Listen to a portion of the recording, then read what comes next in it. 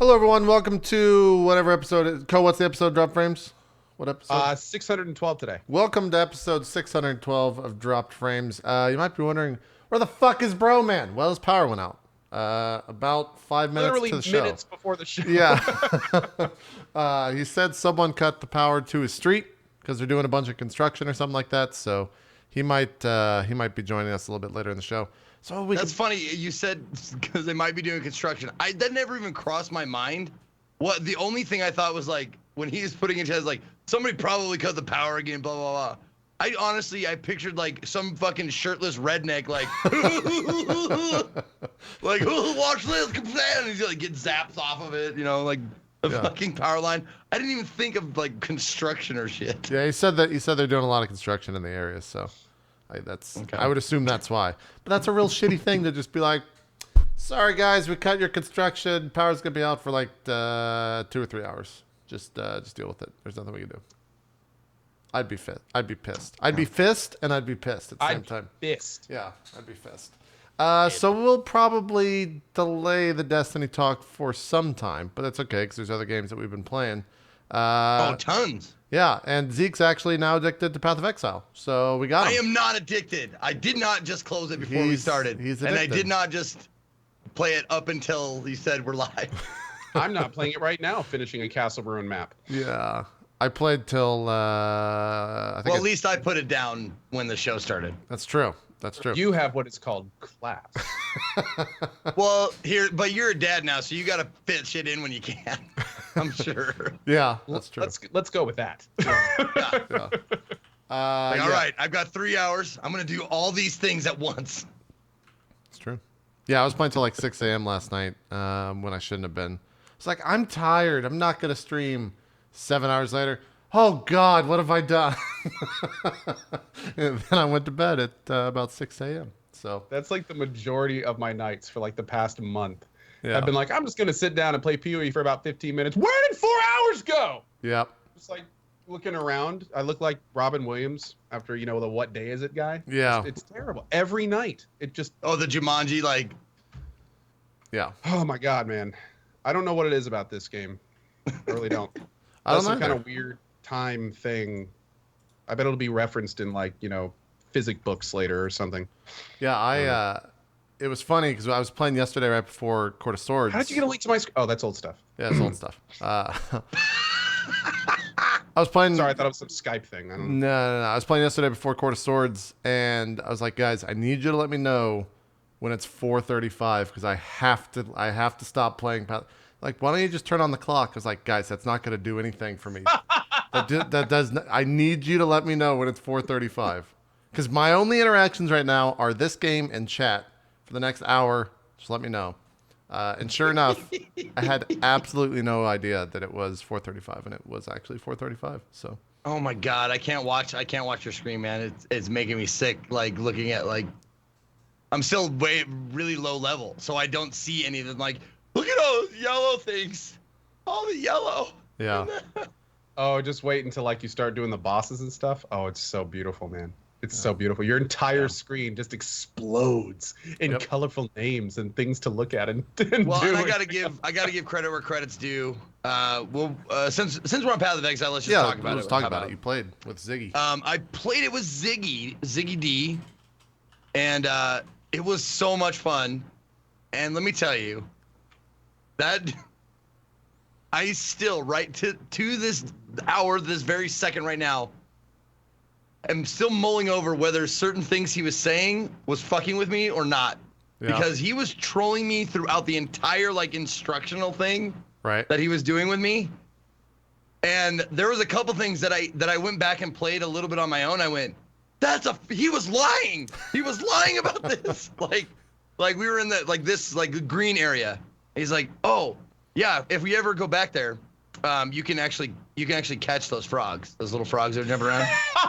You can actually catch those frogs, and if you get the right one, and he just sold it to me like it was gold. And I went, oh, okay. So I went back, and I was playing a little bit on my. I was like, fucking frog, come here, fucker. What the? Oh, I see. Yeah. Oh, okay. Yeah, you got 12. And then one of the other things was I was in town, and he had already portaled to where we're going to next. And I was like going through my stash or trading or selling or something like that, and he was waiting for me there. And I portaled back to him, and there was this fishing rod on the ground, and he goes, "Whoa, what'd you just find?" I was like, "What is that? Was that a good thing?" He's like, "Dude, that's super rare." Yeah, fishing rod's real rare. And I went, "What?" And he goes, "Yeah, it's a superior fishing rod. It's really rare. Like I'm not kidding." And he just would not let it go. So to this day, right now, I don't know if he was being honest. It's not a super hot item in and of itself. Like the meat of the thing is, there's no like enchantments, and it's not like super cool. Yeah. But there's a couple things that I had the story had going for it. First, the fishing rod's like title bar when it's on the ground was huge. Yeah, it was one of those yeah. ones that's like like takes up a whole bunch of real estate on the screen. I went, okay, so that means something. Yeah. And then I looked around and I couldn't find a clear answer because I don't know how to use the I haven't been into the auction house or shop or whatever you call it. Yep. It's Where you buy stuff for PoE orbs. trade thing. The website. It's incredibly Yeah. rare, Zeke, but it's 100% useless. Oh, so okay. It is It's a troll extremely item. rare, Yeah. but it's there's no use for it. Yeah. Is there fishing in the game? No.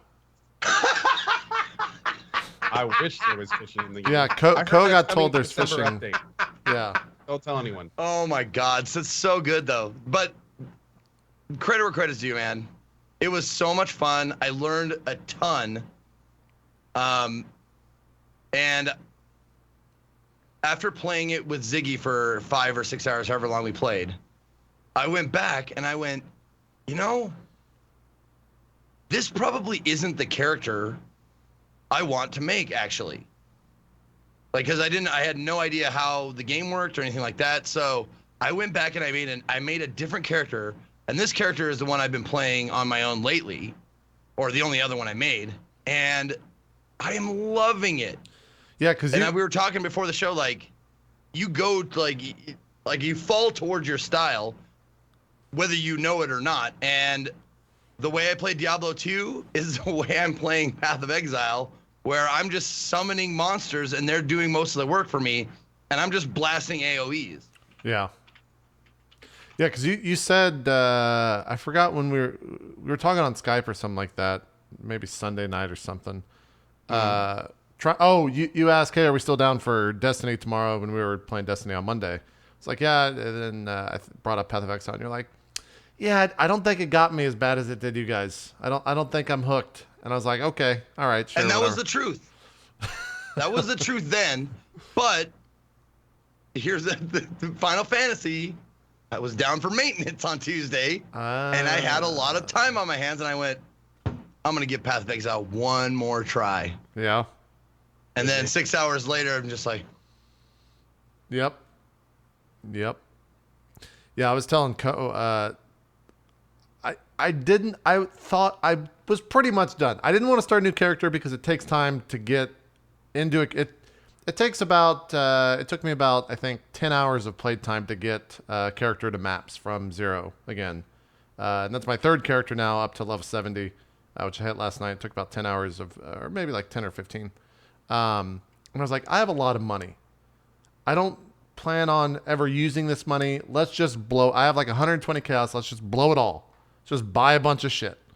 And so I started buying a bunch of like best in slot items, like a Belly of the Beast and a couple of the other things, which are really, really good. Belly of the Beast was like 60 chaos or something like that. And then put on the character, and I was just killing things much faster. I had much more survivability, and I was like, oh, this feels kind of good being a little bit overpowered and like having a really strong character. And then like 6 hours later of having... The thing about having 6 monitors is that's 5 PoE trades that you can have open at one time, searching for different items for different prices. And so that was my life last night, was opening up PoE trade on a bunch of different monitors and searching for different items with different things on them all at once and being like, oh, maybe I could get that for like 2 chaos. Let's see if I could haggle them down. And that was, I fucking became the stockbroker of PoE trade. You know what's dangerous, JP? Have you gotten into the trade macros yet? No, and everyone keeps telling me to do that, but I kind of like going. Right now, I like going to the website and like typing everything in very slowly. But the trade macros obviously speed that up about tenfold. They're pretty awesome. Yeah. Yeah. The hassle of like downloading. You have to download like a macro system or something for it, right? Don't you, Ko? Like It's auto hotkey. But Okay. I mean, the whole process of getting the macros installed and working is 5 minutes, if even. okay, There's gotcha. walkthroughs. It's super easy.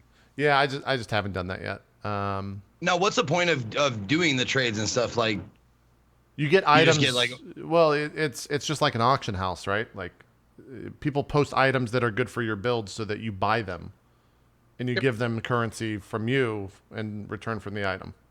and is there just the agreed upon currency?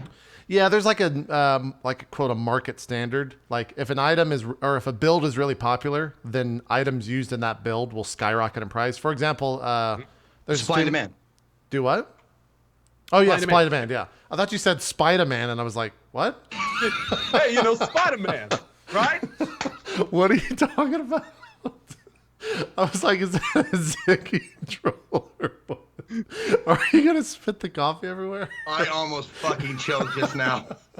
I almost fucking choked. Like, seriously? Dude, It you almost could- came shooting out of my fucking nostrils because the way you fucking said it. You said it like You said like a you fucking got- construction worker in New York. Like, I thought you said Spider-Man.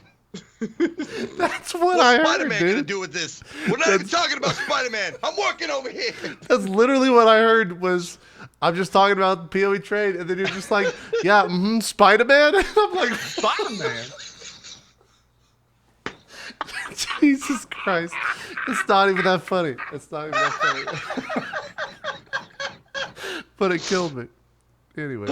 And then my dog came in because he heard me yelling. All right.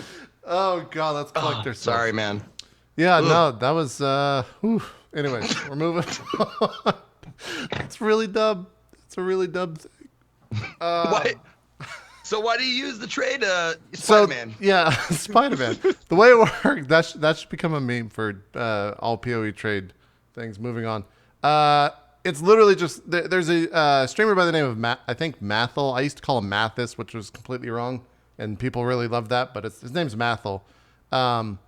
He's like one of the best people when it comes to like making builds.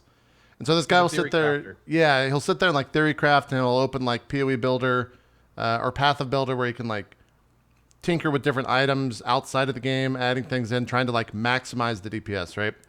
And for a while, he's been like working on a build. So he streamed probably, I think, like 100+ hours of this build. It's like, all right, I'm ready to do this. And he makes a YouTube video. It's like a 15-minute YouTube video telling you everything about the build, how it's going to work, what it can do, what items you need, all that stuff.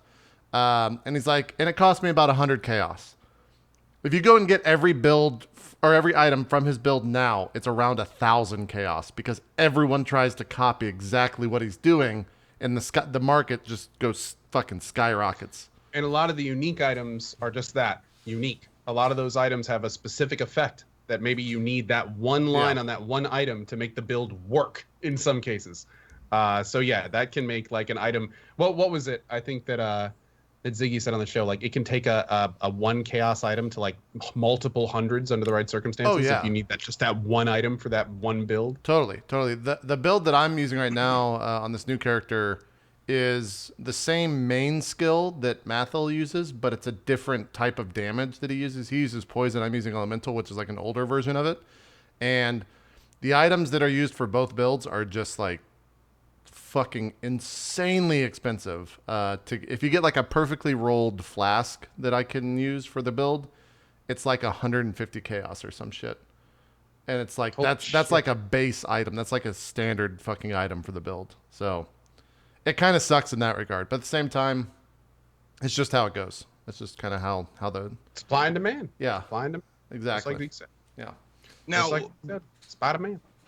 I guess I got like. I'm wondering why you do. What's the point in? All right, okay. Let me just. what's the end game reason why you spend orbs to get these like OP things? To make your character stronger. Yeah. To do more what? cool things. To kill more eventually mobs. the goal is to beat the end game bosses and maps. Yeah. If you really want like a goal or something, it's to beat like the Shaper. But there's a lot more to do before the Shaper and after the Shaper. So really the end game for PoE right now is the map system. And then the map system has a whole bunch of really, really tough bosses. Yep. The build that I'm doing, for instance, I've tried one of the bosses, one of the many, and got my ass absolutely handed to me. Okay, it's very build dependent. Like only a handful of builds can actually kill Shaper, and it takes a lot of effort to go and kill Shaper. And you see, that's what I wanted to know, because as it is now, I've only played like it's cosmic how little I've played compared to how many people have played. It's like the difference between a speck of sand and the sun. Right. Yeah. You know, I've played 9 hours total of this game. Yep. And so I'm completely clueless as to almost everything. Yeah. So I just want to know, like, what is the draw? And if the end bosses are super, super difficult, that's good to hear. I want to hear that. The very end bosses are very difficult. At Ziri, which is the guy I co-fought. It's like the first one. He's the first one, yeah. And the only reason that I killed him the first time I fought him was because my build is like the build to farm at Ziri, because I have a shit ton of fire resist and the boss does a shit ton of fire damage. So I could just sit there and live through a lot of it, because he does like some one-shot mechanics and you have to dodge a bunch of shit. But like if I took my build and like went and fought Shaper, I'd get absolutely fucking... And first I have to get to him, which is a monumental task to begin with. It takes a lot of time and effort just to farm to him because of what you have to unlock and how many things you have to do. But for a lot of people, they don't really even fucking care about Shaper. They just don't even consider him a goal. They just want to like farm items and make a bunch of money and run the marketplace. And that being said, not only do you not have to kill Shaper, but there is a lot of challenge in endgame maps, especially when you get up in tiers. Like I am level 86 now, and I can easily be one shot on a tier 10 map under the right circumstances, especially if the map has the right modifiers. And on top of that, like going back to what JP said about Ziri, like JP had a perfect build for it, like you said. I was in the opposite boat. Not only is my character extremely squishy, but my fire resists weren't maxed at the time. And also, like, my character attacks with a giant sweeping attack that does, like, AoE attacks at the end of all of those. And what I didn't know until all of my attempts at Ziri had gone was that, like, at one point she splits, and one of the splits reflects all the damage back on me. Yep. So I'm sitting here AoEing all of them like, I'm doing awesome! And I would just immediately die. And that happened like 3 times in a row. And I'm sitting here going, what is going on? And someone's like, the one with the mirror reflects. And, you know, like, there's all sorts of, like, little gotchas that you have to be attentive about. I didn't know that because the ability that I was using was single target. So I never even saw the mirror thing and had it targeted it to die. Dude, I died 3 times before I even knew there was a reflect mechanic. Like, it was bad. I got super focused on, like, I'm just going to do as much damage as I can and avoid the AoEs and kill her. And then... Yeah, I think in terms of like streamers that have gotten the furthest, I want to say that Dan was doing like tier 14, tier 15 maps maybe. I stopped around tier 13 and thought I was done, and now I've made this new character, and I'm kind of... This character is Shaper viable. This build is Shaper viable. I don't know. Hashtag Shaper viable. I don't know if I'm going to like... The amount of farming you have to do is just unbelievable to get to that point to be able to like kill him. So I don't know if I'm. It looks like you're throwing like scythes, like Binding of Isaac. I am, yeah. That's the build is called Spectral Throw, and that's an MTX. That's a cash shop thing. Those little Reaper scythes that fly out. That was like $5 or something. I don't know. I have no idea what that's fashion. Yeah, it's all fashion. Okay. Yeah. MTX is microtransaction. Anytime you hear that, it's just cosmetic stuff. Yep. And I thought. Like last night I logged in, I was like, man, my character looks kind of lame. Like what could I buy? And I opened the cash shop and I started looking around. I was like, nope, not today. I'm not doing it. I'm not buying this shit. I'm not going to buy any of this crap. It's happened to me so many times, man. I did that finally. Finally spent, I mean, besides the subscription fee, Finally spent some actual real money on some Final Fantasy cosmetic shit. Oh yeah, what'd you get? I got Odin's Mount, Sleepnir. I don't know how to pronounce it. Yeah. Sleipnir. I got demonic barding for my chocobo. Nice. And Stripping I and got that.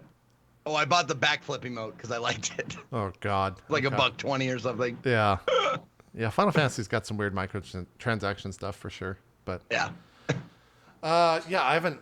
I kind of took a hard dive off of that game. We got pretty far in the raids, and then I just kind of stopped as of last week. So we'll see if I keep going. I definitely want to jump back in when they put new stuff in, but the other raids are just the final boss is just a nightmare. You're not liking them?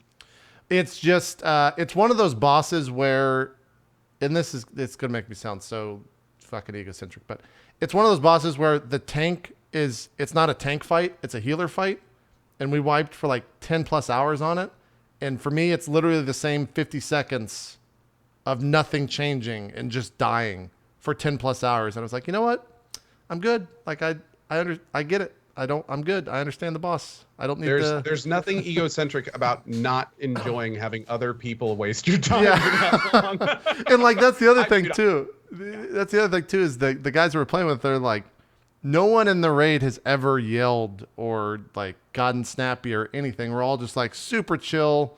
No one fucking gets upset. So like we die, we're like, all right, let's go and reset. And it's just kind of like that. So I'm not going to be like, God fucking damn it, man. Why don't you just fucking learn the boss? What the fuck's your problem? I was just like, I'll just probably, they can get another tank. We could just do that. So I might jump back in, but we'll see. Discussion to have about high-end MMO rating one day. Yeah. I finally got into a situation because I'm used to being, I don't know. What the fuck is the word? Things come easy because being an FC. Oh yeah. Yeah. Oh.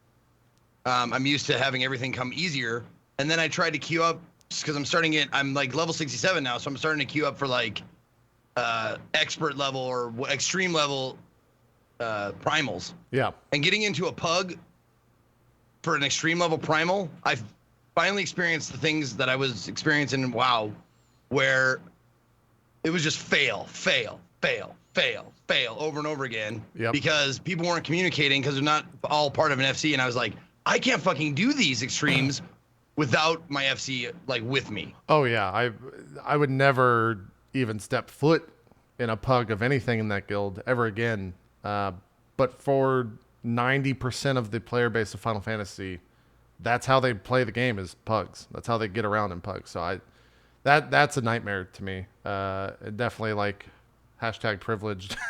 We could just like jump into an FC and be like, hey guys, let's go run this. Spoiled is the word I was looking for. I've been spoiled lately because every time I have an MSQ thing, I'm like, hey, anybody want to come? Yeah, let's go. Yeah. And then when I'm late at night, when the FC is like dead, there's no one to go with me, so I'm like, let me queue up. And not only that, I'm DPS, so I have to fucking find something to do for 25 minutes before I can get into the goddamn dungeon. Exactly. And then to sit there and fail for an hour, it's a nightmare. Yeah. Terrible. Sometimes you just want to get in there and get out. Yeah.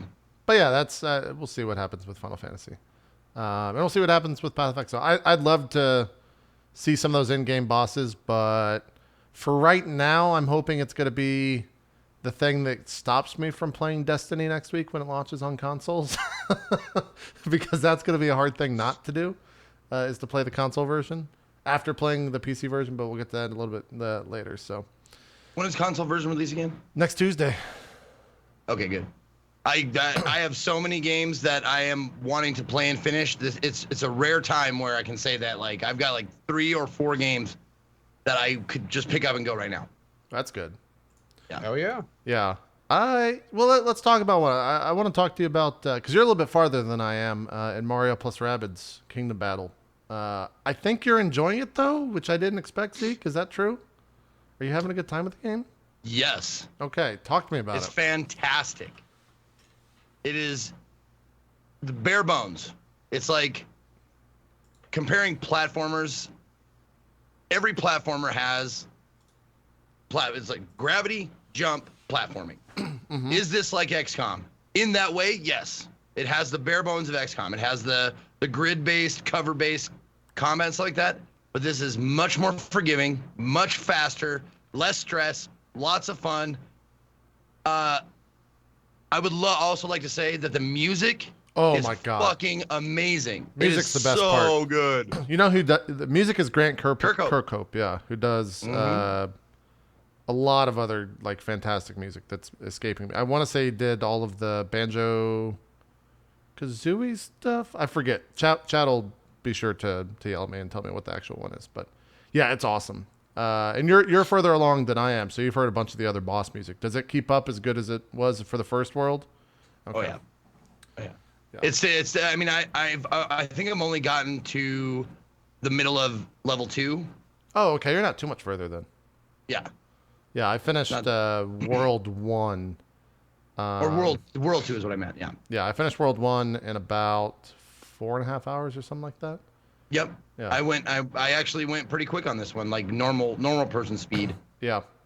Because you find out quickly, like, it's they kind of let you, they kind of hold your hand a little bit, and not hold your hand. Excuse me. They kind of get out the squeaky hammer, like, oh, better not do that next time. Yeah. No real consequences, but it's like, this is what happens. You know, it's like teaching you. Yeah. And then the difficulty gets up more and more. But I never found myself. I never failed. I never didn't complete a map. Did you get all a perfects? battle. I missed like there two was a perfects. couple I didn't. Yeah, the first time you see the big guys that like slam the sledge or the like piece of brick. I don't even know what the fuck to call them. The big Rabbids. The first time you see like 4 of those and you have to kill 4 mobs. That's where I ended up restarting. That one was tough. But I one-shot World 1 boss. The boss was awesome. I hope all the bosses are like that. Where they're kind of like unique challenges and they're not just like a big HP sponge. Yep. That was super. I don't want to spoil it because it's kind of a cool reveal, the first boss for Nintendo fans. But yeah. Yeah. The game has no right being as good as it is. It really doesn't. I was super surprised at how much actual fun I was having. Yeah. This is the only the second game I bought on the Switch. The first game I bought was Zelda, and it didn't grab me. Yeah. Finding the Wild didn't grab me. This one is definitely more my speed. It's fast. You can pick it up and go. It's turn-based, so you can kind of put it down, take a break. You need to. Yeah. I like the simplified weapon system. That's another thing that makes it super quick is that you don't have to. There's not a lot of there's no base management like there is in XCOM. So you just go. You just go. It's like this weapon is better than this weapon. It has this chunk of weapons are the same damage, but this one has fire. This one has stickiness. This one has pushback. You know, blah blah blah. What do you like best? Yeah, I was told later on in the game it gets a little XCOM-y in that sense, where like you have to every time a fight starts, you can go and like survey the battlefield or whatever. And I think once you do that, you can look at all the different mobs and stuff, and then you can change up your gear depending on what type of mobs you're fighting. So I got to think that there's probably like fire-resistant mobs or like ice-resistant mobs or all that shit. Because apparently it's going to take, towards the end of the game, it's going to be a little bit more difficult. Not to say... Did you get to you didn't get to, I'll just say you didn't get to an escort mission yet, did you? No, I did not start World 2. I've heard the escort mission is difficult. It's the only time, difficult, I don't know if that's the right word. It's the only time where I was like, fucking come on. Where it was just... Escort missions suck, though. They're never good. Drawn out and... Ugh. Yeah, it was tough. Is that World 2? I'll probably jump into that tonight. Fuck. Okay. Yep. I also... But definitely, I could jump back into this right now and just have as much fun, and I'll definitely play it on the road, on my Switch and stuff. It's been great. The only I had some audio issues, but I finally fucking figured it out that for some reason the Wii doesn't like going through mixers. The Switch? I mean the Switch. Yeah. That's weird. Yeah, that is a little bit weird. I don't know. Mine's going... No, just the headphone jack. I have a weird setup. Huh. Okay. Yeah, I was also told this game's like 30 hours long, which made me really excited to hear that it's that long. Did you jump into any of the challenge modes, by the way, Zeke? No, I have not touched those yet. Yep. I think it was Baru or it was either Baru or someone else was saying the fucking challenge missions are like no joke. Like they are super difficult. So I want to see what those are like as well, but Well, I think they have to do it that way because they want people to progress, and Nintendo skews young, so they want you to progress no matter what age or skill level you are. But I like that they put the challenges in there for people who hate themselves. yeah. Aaron was asking me if her and her kid could play this. What do you think? Do you think this would be good for like a mom and 8-year-old kid to play? You think it's... Oh, totally. Okay. I was kind of on the fence because like, I mean, it's kind of strategic, but I think failure is not death. So I think you could probably enjoy the game. Whereas if you're playing something like XCOM, it wouldn't be fun for either of you. Well, it has 2-player co-op? What? Yeah, it's got 2-player co-op, but it's only local. Oh. I don't think it's online. I want to say it's only local, which sucks. Don't ever do that. Don't ever do that. Never. Yeah. Unless the game requires you to physically touch the other person, make it fucking online co-op. Yeah. Please. Oh, there's also easy mode. I didn't know there was also easy mode. Okay. Oh yeah, that's right. I forgot about that. There's easy mode. Totally. I would absolutely play this with my little cousins or nephews. Yeah. Huh. Which I have none. I don't have nephews. What else was this? The other thing that's I think was cool about this game, you were talking about how they kind of like ease you into it and start to slowly give you things. I felt the game was like not necessarily boring, but felt a little light. And then they introduced the talent system, and I was like, oh, okay. Well, this actually has like a lot more depth than what I was expecting, where you can actually put talents for each. Oh, of the tree, characters. yeah. Skill tree. Yeah. Or yeah, skill tree. I guess it's not talents, but that kind of like made me a lot more interested once they put that in, especially because you could just reset it in any single time, which is really cool. You can reset them? Yeah. It's just a button press from what I've seen. I didn't look. I didn't know that.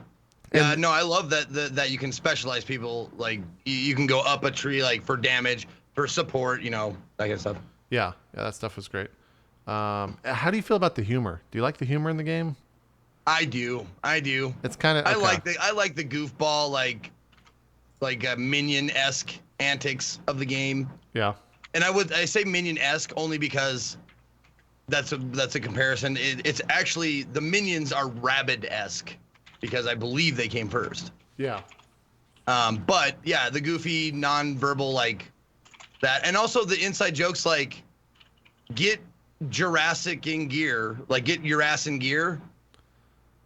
I like that, like the little adult tidbits. It's kind of weird seeing a Mario, not necessarily a Mario game, but it is kind of a game where Mario is involved.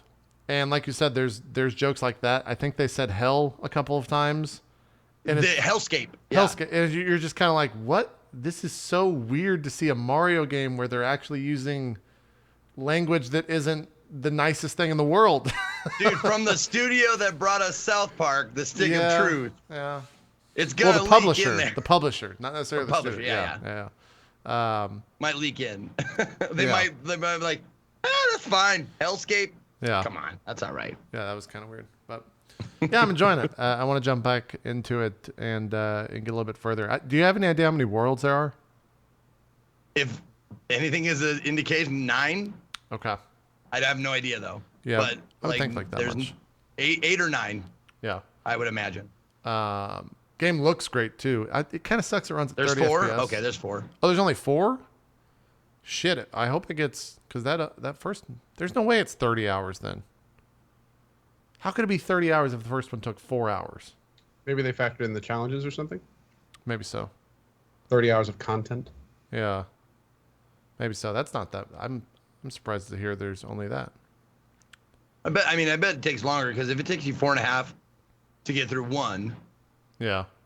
And then it gets more difficult, more and more difficult. Like that escort mission fucking added like 5 minutes onto the fucking total. Yeah. Yeah. Yeah, but I'm eager to jump back in for sure. It's a good game. It looks good. 30 FPS, like I said, kind of sucks, but the art and everything in it is cool. They do some interesting things where when you're kind of like walking around in the quote overworld before you jump into a fight, you can walk over to like a rabbit who's fucking on a bidet or something like that and hit A, and it gives you a little bit of interaction. I kind of wish it was voiced, but I understand why it's not, because the Rabbids don't talk and Mario doesn't really fucking talk. So the only one that could talk would be the little vacuum cleaner that you follow around, the Roomba. The Roomba, yeah. Yeah, but it's fine. It's fine. Yeah, I don't know. Pleasantly surprised. Yeah, I was super surprised at how much I enjoyed it and how time quickly flew by as I was playing it. Yeah, definitely. We talked a lot about XCOM last week, but Zeke, you've touched it a lot more, and Ko actually just jumped into it. I heard Ko had some fun with it this morning. For the third time or second time? Yeah. How many restarts you got there, bud? Well, okay. Let's start at the beginning. So, I love these kind of stories. Yeah, these are the best. So I started XCOM yesterday, and I started with a lot of, you told me it was easy on veteran, and I was like, I played 2 a while back. I'm sure I can just wing it, and I said I don't have starts to out hard think or remember much. I'm sure it'll be fine. Mm-hmm. So first of all, I start my game, and I just totally screw up what buildings I'm building and where. Just wrong order. I completely forgot about the GTS and how it can just give you more slots and missions. I'm like, oh, hey, cool, nano-weave armor. Everyone needs those. Let's buy 5 of them. Oh, God. You bought nano-weave? Okay. Because I thought it was armor. You thought so it was I did this. Look. Again. I did the same thing, too, when I started playing. Again, I forgot. Yeah. So then I'm playing on my first day, and things are going okay, and I think someone died and whatever. So then I'm like, okay, let me go ahead and I've got this new character, this Reaper, right? Cool. Let's try this Reaper thing. So first mission I take her on, and she gets 1-shot crit by a melee guy. Okay, yeah, someone just linked me the clip. I'll show this. So I was like, okay, that's cool. That's fine. I didn't want to, play the new content anyway. So I was like, and I was honest manning at the time. So against, chat, I'm clearly really pissed, and chat's going crazy. They're like, we want to see the Reaper, restart your run. And I'm like, well, I'm trying to honest man it. So finally I was like, okay, you know what? Let me load the game. I'll load the game. Cool. So I load the game, and I do the next mission, and here I am on my Super Reaper, right? And it's one of those like go and use an item thing and then like escape. So I sneak up my Reaper, and I'm like, yo, guys, this is going to be so cool. I'm going to activate this shit on my Reaper, and they're not even going to know I'm here. Just see your fucking face in the clip. Dude, was that like 4 misses in a row? Oh 5 my misses God. in a row. Oh, I don't even talk about Dude, that's so unlucky. I don't even want to talk about that clip. It's This so is a totally good. different And just thing. to see the tilt, it's the XCOM head tilt. Like, Hold on. No, that's actually like, that's unbelievable that all 5 of those shots missed. Dude, by the 5th one, I was just like, okay, I don't know what dev is f***ing with me right now, but it's cool. You win. That's cool. That's great. unfucking I didn't even know believable. you could connect to my game remotely. I'm impressed. That's awesome. You win this round, asshole. But anyway, so yeah, I get my guy killed, my Reaper killed. Then I reload the game out of Honest Man, so I'm already kind of pissed. Next mission, I sneak my little Reaper up, and I use the item. Instantly get unconcealed, and 3 enemies come around me, and and my Reaper dies again. This is on the next mission of me like breaking Honest Man. So at that point, I'm livid. At that point, I was like, I'm done. Right? Okay, whatever. So I keep playing that game this morning, which is already screwed up. Shit's going wrong. I've loaded my game, and I was like, this morning, I was like, okay, I'm gonna Honest Man it, like period, and we're just gonna deal with it, right? Like I'm just gonna Honest Man it, and that's this morning. Did it get worse? Then I get my very first Templar. Oh, okay. And I'm like, awesome! Yeah. I got this. It's like a Protoss Zealot, like this is gonna be great, right? Like I'm so jazzed about this Templar. I take him into my first mission, and and there's this new enemy that I had never seen at this run. It's called a muton, right? A muton. Oh, you and did I'm like, this. I'm like, well, okay, I did it too. This is gonna be cool. Oh, I know like, where this is going. Let's get the muton. So here we are. My whole group is down here, and the muton starts running up, and I shoot it. I get a crit. Right, it's got like 2 life left. I set up my 2 people in Overwatch, and I'm like, I got this, no problem. Next turn, muton walks up. Both the Overwatches miss. Oh, it's cool. That's fine. I got this Templar guy, right? So I'm gonna try him. My Templar charges up for the very first attack that he's ever gonna do in his little Templar life. And he comes up to the muton and he swings. And I'm like, oh no, he missed. Hey, he's countered. Hey, it crit. Yep. Yep. You can't fucking melee mutants, man. You can, but you have to do it twice. Right. Well, you gotta kill him as well. Motherfucker one shot my Templar. Yeah. He didn't even get to attack. Nothing. Like his whole life was running up and getting his face punched in. I know. So, dude, I oh my It's god. frustrating, Isn't it funny, man. though? Isn't it funny that they put the muton in your path at the same time you get a Templar? So I did the exact same thing. Oh, yeah. I made it out, but I did the exact same thing. Ran up there with my Templar. I'm like, yeah, bitch. Pwah, miss. Like, parry. What the fuck? And everybody in chat's laughing. I'm like, oh shit! Just standing there with my dick in my hand in front of this goddamn huge guy. Yeah. So then, while I am stunned with anger, I can't even function. My body is paralyzed. I'm so angry, I can't even react. Keep in mind, I haven't reacted yet. As this is going on, the muton, it is then his turn. Apparently, they have grenades too. Yeah, they got plasma because he grenades. throws a grenade at my one healer and kills him. So now I have a healer that's bleeding out that I cannot revive. My Templar just died. Oh, and while this is happening, the muton just ran by my Reaper and popped him out of stealth. So, I mean, I'm literally sitting here just like watching all of this fall apart in front of me. Yep. And I opened the escape menu and I was gonna quit. I quit once and then it gave me that little, are you sure you want to quit? And I was like, I hit no. And then I clicked it again and I was like, maybe I'll click yes this time. I restarted my game. At that point I said, you know what? Like I've completely ruined this. Like it was just a cacophony of failure at this point. Like everything I had done was wrong or in the wrong order, incorrect, and I restarted my game. And this is one of the things I love about XCOM. It is so amazing how much the skill cap affects the game. Mm-hmm. When I restarted that game, I had a better idea of what I wanted to build. I knew how the Reaper stuff worked. I knew how mutons worked.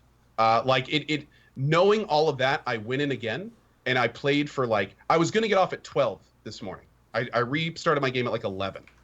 I didn't get off until 3 because I was having so much damn fun. When you know what you're doing and you kind of understand what's going on around you and you have a firm grasp of the situation, it's amazingly fun. Now I'm in this brand new game. I'm half the time in from my first game, and I have twice as far advancement on all fronts. I have more research, I have more buildings built, I have more engineers, I have more scientists, my guys are higher level, I've had less deaths. The entire game has changed. And it just goes to show you, man, how crazy cool the skill cap tied into all the mechanics make this game. Without a doubt, yeah. The first time you see these chosen guys, it's oh god, unbelievable. With how you're scared. You're just fucking like, oh god, that guy has 4 or 5 times the health of my entire party. What am I supposed to fucking do? What the fuck am I supposed to do? And it just keeps getting worse and worse. But yeah, you got XCOM'd, and then you restarted. And I think that's very similar to my. I hope they can't hear any of this, can they? I hope not. Hear what? Oh no. There's no audio here.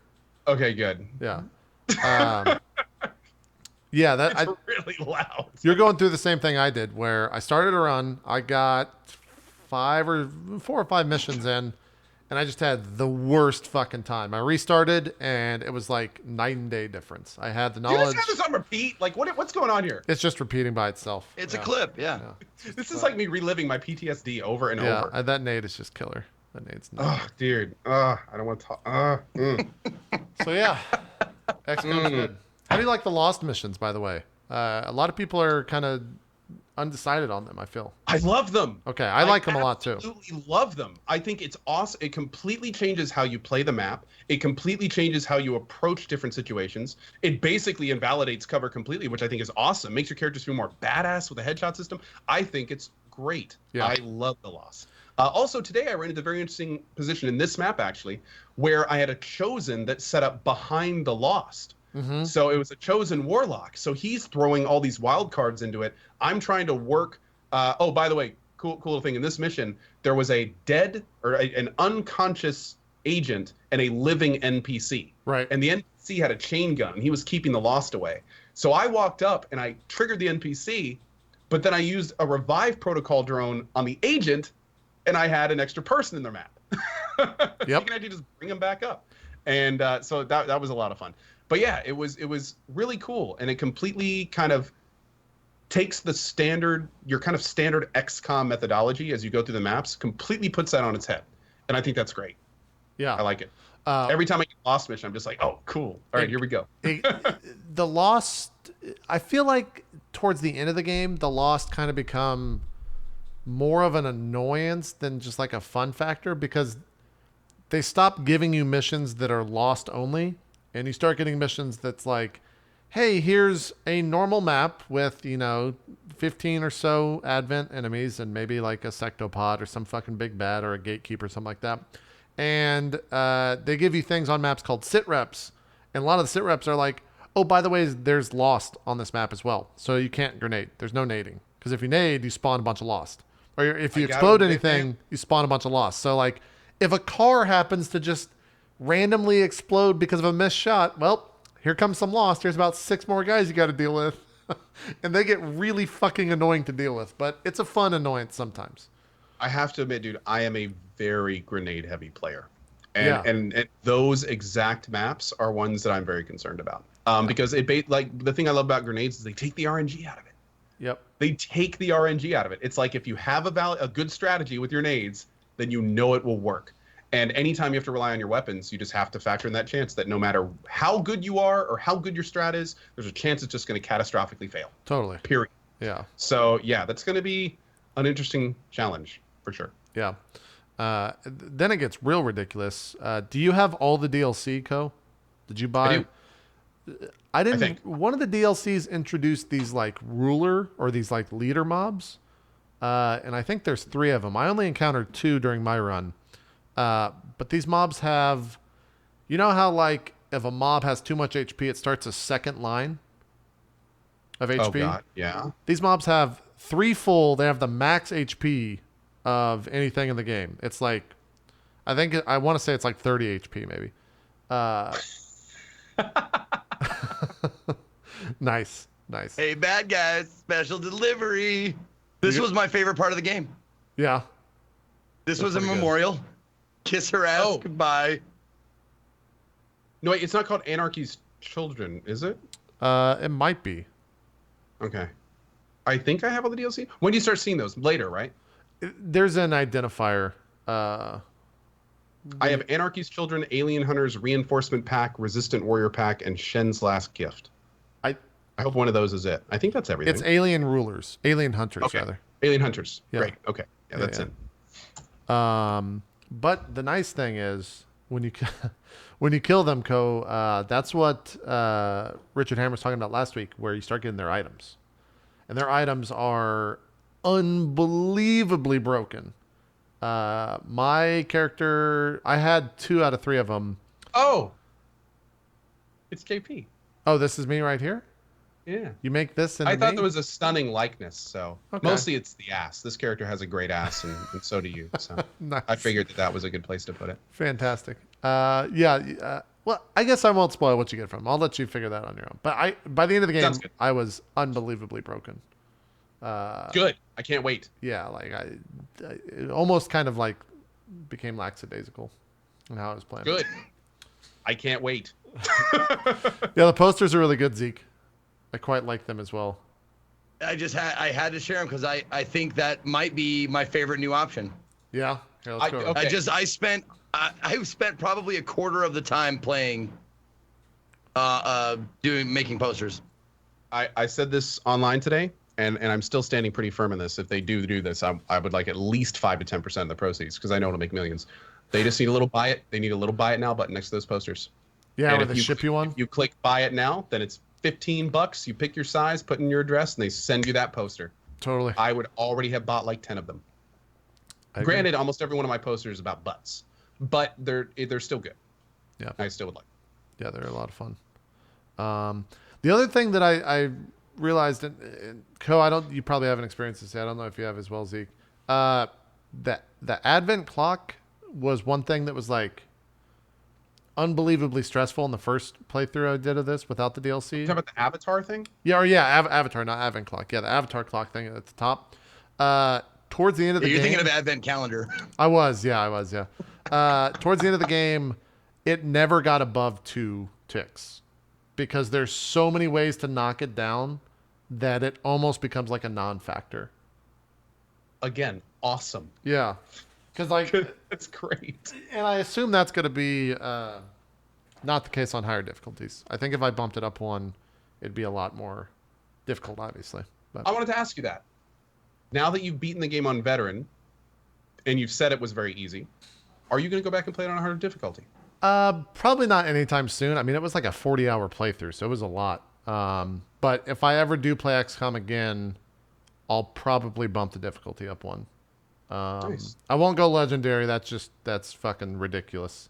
But Commander seems kind of like a nice steady climb throughout the entire game for sure. And legendary just gives the enemies more health, right? I think so. I think all the difficulties bump their health up some. I'm not sure what changes between difficulties. If it's just like percentages or if it's... I don't even know if the AI changes. I don't know enough about the game to understand if it's... or to understand what actually changes in it. Yeah. Well, I was watching Tornus play it, and he's notoriously like super strategic and plays these games all the time. As hard as he can make it, he will do it.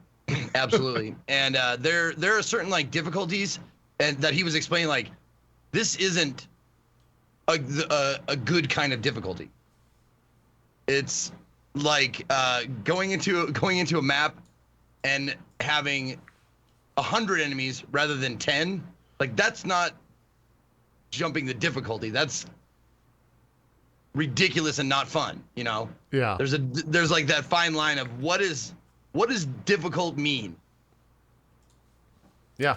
I watch Jeff in Control plays a lot of XCOM. And I would never bump it up to legendary difficulty like he has, because it just looks unfair. It looks not fun.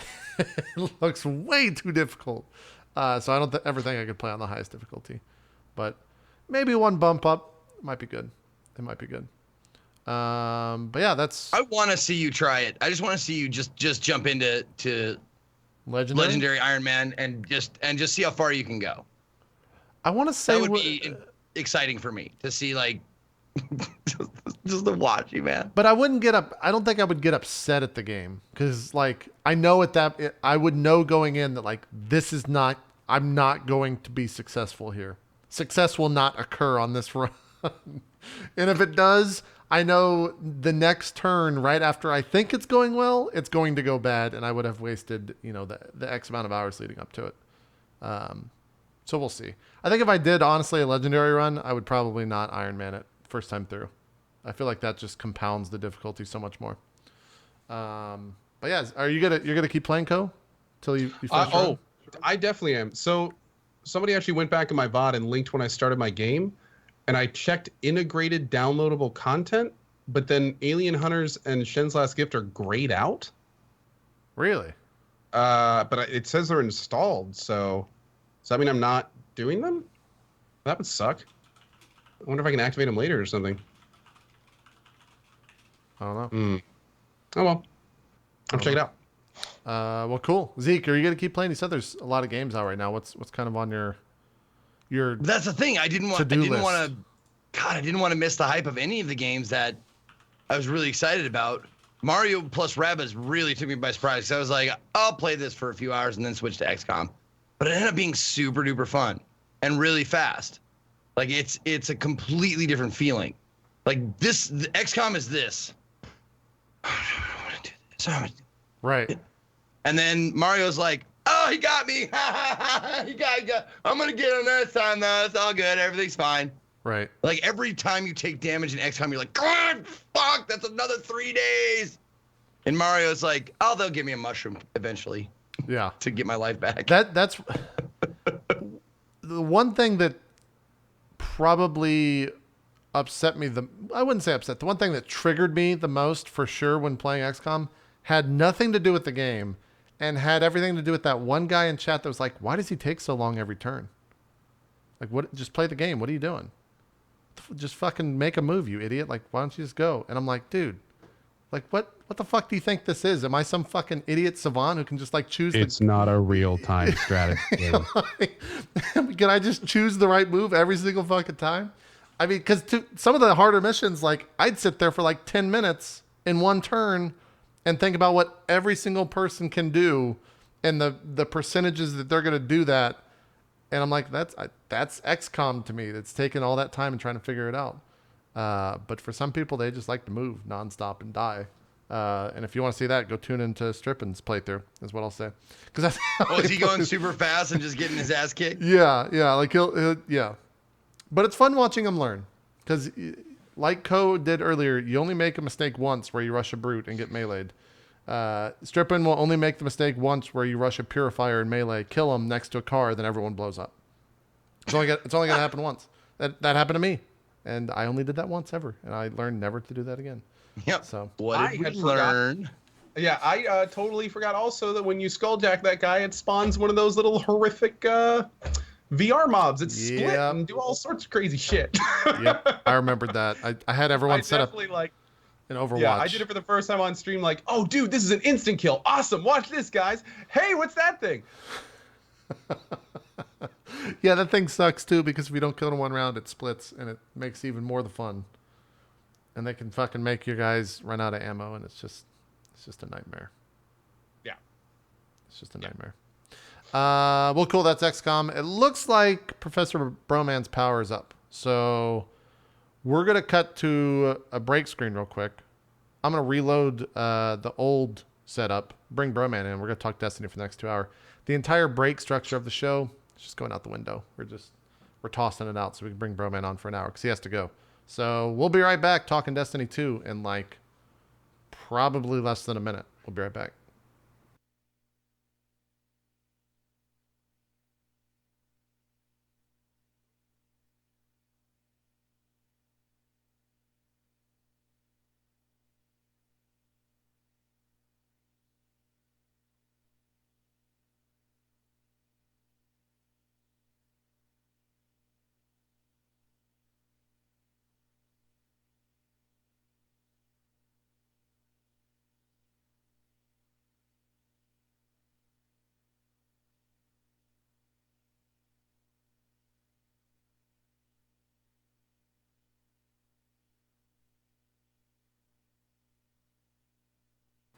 And then he doesn't take a break.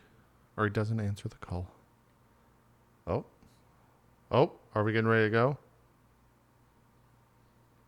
Here's some gameplay, YouTube, of Ko loading into a mission while we wait for Professor Broman to join the call.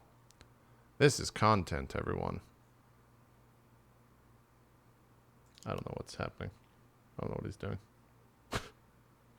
Stand by.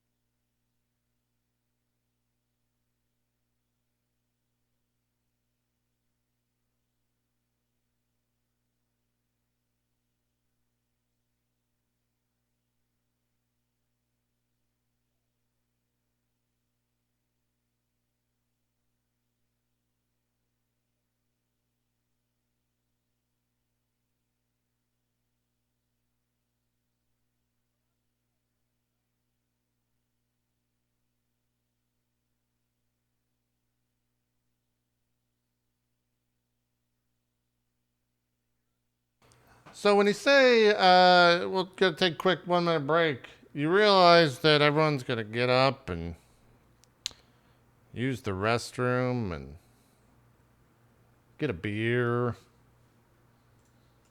talk to some peoples, you know. All right, I think we're ready to go.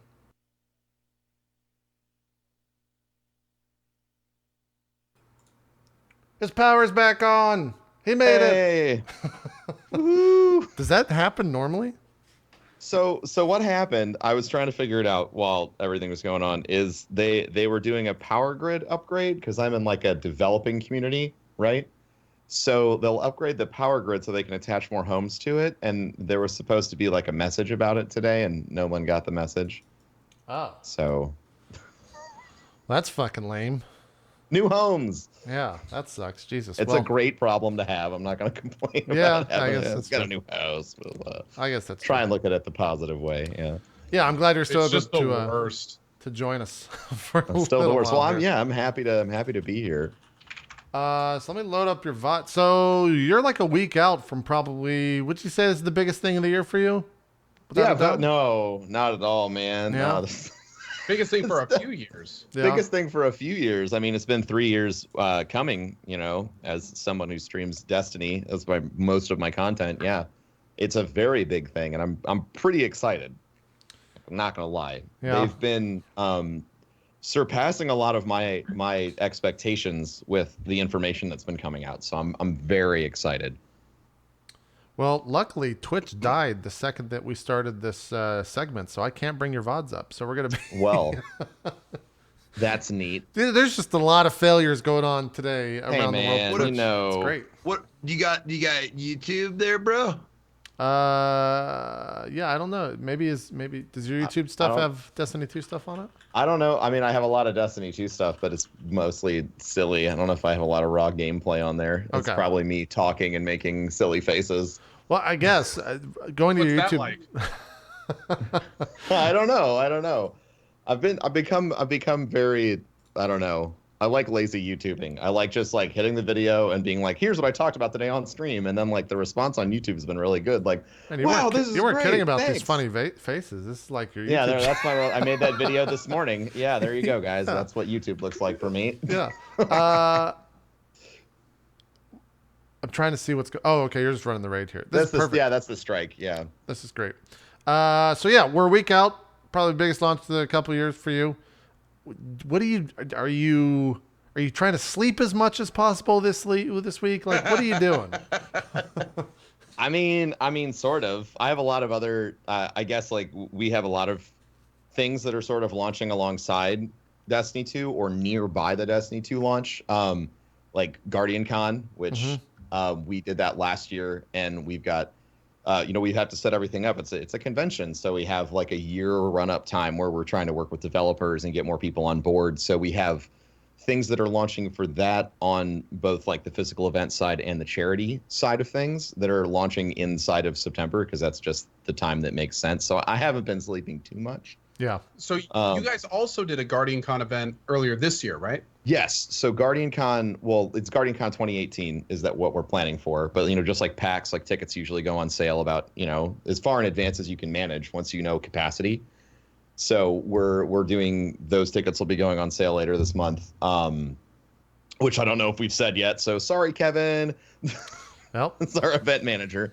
But Kevin hates you now. So we're working on that, and we've been working with Tiltify and St. Jude to set up some really new sort of special fundraising effort type of things for that, so we can hopefully raise way more than $1.2 million this year. So I haven't been sleeping very much. yeah. That coupled with excitement. It's kind of fucking crazy. You guys raised that much. I'm not like that's insane. That was the second one or the third one? Our second fundraising year. Yeah. That's That was insane, nuts, dude. Yeah. Congrats on that again. I'm I'm pretty proud of all the work. Thank you. Yeah. Everyone put in a lot of time. I think we had Your label's wrong, JP. I think we had over That's Twitch fucking up. Sorry. Okay. I think we had over 100 different broadcasters involved this year. We hosted at the physical event. We were the first live broadcast of like all 8 perspectives of a PvP tournament for Destiny. So like that was like a world first that we didn't know about. Oh, that's cool. yeah, that was cool. And then we won an award from St. Jude for the fundraising efforts. We won best new charity event. So it's been a whirlwind of a year, and I'm excited, and we're shooting to see if we can work together with people all over Twitch this year to try and at least run the hospital for a day, which is $2.4 million. Jesus. Yeah, Zeke, you did some stuff. Zeke was right? there. Yeah. Yeah, I did a chunk of time, and let me tell you, I was like, I've done fundraiser stuff for many different things, many different reasons, many different times, and this one in particular just fucking amazed me. I had no idea that it was that huge a thing and it could raise that much money. Like, I was sucking hind titty and I raised $6,000 in my time. And I watched, I was like, that's pretty good, right? And then I saw somebody else, it was like 17, 18, like 20 something $1,000 in 4 hours. Like, Jesus Christ. I suck so bad. No, I mean, no, I know, but it's you know, it's the EPing kind of a thing, you know. Oh yeah, you want to be like, well, I wanted to raise more. Exactly. And I ate raw goddamn eggs. You did, dude. You killed it. You were torturing yourself. Dude, it was amazing. I got to tell you, I was proud to be a part of it, and I was blown away at how much like one, I wouldn't say game, but one community could do nearly as much as fucking like the established like AGDQ shit. The GDQ events. I mean, that's where I learned how to do everything. So like I'm the charity director for GuardianCon, so like I do all the scheduling and I do all the arranging and everything. And if it weren't for folks like Scout and Mike Uyama, who like when I was, I showed up at AGDQ 2014 and I just brought my PC and my brother brought his PC and I just had so many questions. They answered all my questions and they like taught me like, oh, well, here's how we lay out our blocks and like, here's how we do incentives and all this other stuff. And so I learned all that stuff from them years ago. And it was awesome to get a chance to implement all that into the event. So on my end, there's a very close bond between like how we run GuardianCon on the charity side and how the GDQs do it. Because I fully believe that if those two gentlemen had not been so kind to answer all my questions, it wouldn't nearly be as successful as it is. So thank you, Mike and Scout. Yeah. Scout. Now Scout works at Twitch. Yeah. He's a beast, man. I think we had him on during one of the early shows of Drop Frames for sure. I should have said this when we brought you on, but Broman, I just want you to know we copied the fuck out of your show, and that's why Drop Frames looks the way it does today. Wait, what are you talking about? Our overlays are 100% ripped. Yeah, are 100% ripped from your show. So shout out to you. That's awesome. for the amazing overlay execution. That's all Captain Twaz. He's my design guy, so he's top notch. Yeah. Well, let's talk Destiny 2 for a bit. Sure. Where to begin? There's a lot of questions I kind of want to throw at, but one of the, I guess we'll start with like the negative first for some reason. Sure, why not? I feel like a lot of the like core Destiny streamers have had to combat this like PC versus, or rather have had to weigh in on this like PC versus console thing since the PC beta launched on Monday. Sure. Where is that situation at? If it is still a situation, like are you guys just kind of past that already, or are you still out there kind of putting the messaging like who cares what people want to play on? I mean, like I think that you're always whenever there's a perceived division, right? Because ultimately at the end of the day, in my opinion, we're all playing the same game, so it doesn't matter where you play it. Like let's all have fun as together as we can. Like there's no crossplay, which sucks, but like I think that a lot of it comes with like, the Destiny community when it was growing, Destiny was not a very well received game critically. So when the community was growing, it was sort of everyone who liked this ugly puppy, right? Like the puppy's great, but it slobbers on itself and sometimes it pees on the floor. Like, Destiny had a lot of growing to do before it really started to deliver on a lot of its promises, some of which it's just now delivering on, especially with the size and scope. So I think that like everyone's really like protective and they feel like so you have a response when somebody is like, all these new people are showing up, so you can either like be welcoming or you can be defensive, and I think some people are just feeling defensive. Yeah. I don't know why. I think for a lot of broadcasters, like the whole like PC master race joke is something that you haven't had to deal with that before. But then when you have conversations that are happening and people are just saying like, oh yeah, if you play on console, you're a fucking idiot. That's sort of, that hits a point of pride for a lot of people. We're like, well, I played this game on console for 3 years because I fucking loved it, and who are you to say this to me? Sure. Or about what I like. So I don't know. I think with everything that's new, you're always going to have a little bit of friction, and I think it's going to probably still be present for as long as the PC beta is out, and probably during the PC launch, because people are people and no one's, I guess, perfect. I'm always going to stand out there and put what I think is the most positive spin on it, which is these are a whole bunch of new people that we get to play the game with. And whether they're actually playing with us, they get to share this like wonderful experience with us. Right. Why get angry if somebody's reading a paperback novel, listening to it, an audiobook, or reading it on a Kindle? Like there's different ways to enjoy the exact same content. That is exceedingly like the best point I've heard made about that. Yeah. Like we're all reading the same book. Does it matter if I read it on my phone or if I read it in a hardcover book? Like, no, it shouldn't. Yeah. That's It- awesome, Yeah, man. one of the Wait, like books I'm is like using that from now Christopher, on. and the other one's got like mud and shit on it. You can barely read it. In some ways, it kind of, at least for me, I could see how a lot of people won't see this, but it kind of harkens back to like the console war forum era, where it's like, man, the Xbox 360 is so much better Absolutely. than the PS3, and because blah blah, blah, but Nintendo's the best, blah blah blah. Like, people like to take their spec books out, and they like to rail on each other about the clock speed of different processors and GPUs, and Right. like, look what's in my rig at home, and I built it for this much Teraflops. money, and you bought like, you could have spent $200 more, and you could have had this, but you got a PS4. Yeah. And like, they ignore all sorts of other things that are important to any gamer, right? Like, we all play games for enjoyment, and there's a lot of things that go into that. There's convenience. Like, what if I want to play from my couch? What if I want to play from my couch in a room where I don't have a $2,000 PC sitting on the floor where my toddler spills, milk into it?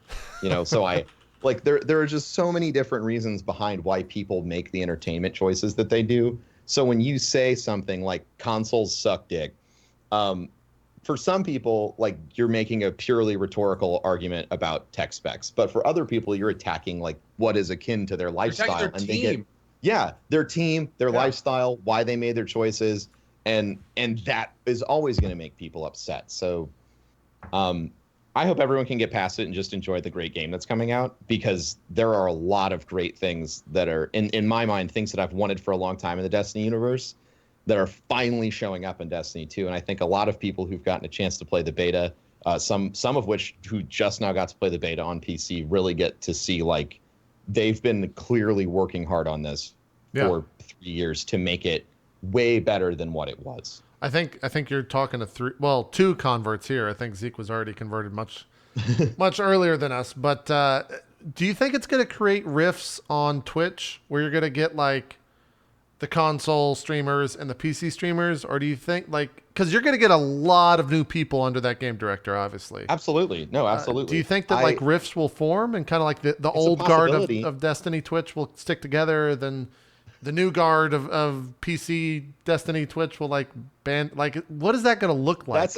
That's a potential outcome. Sure. I'm never going to want things to be like that. Yeah. Like, I want everyone to work together. Like, even like on a platform level, I think that as Twitch broadcasters, when we all work together to elevate the quality of our platform, like you mentioned, ripping off our overlays, that doesn't bother me, because if you feel like it improves your show, like, fucking do it. Like, like, do it. Like, don't, like, make it your own, like, adapt it. But, it is in many ways an art form. So when you introduce these new things, if we can work together, things get better faster. When we fight, like, you can regress, you can just stagnate. And I think the best thing on Twitch is for everyone to work together. So, sure.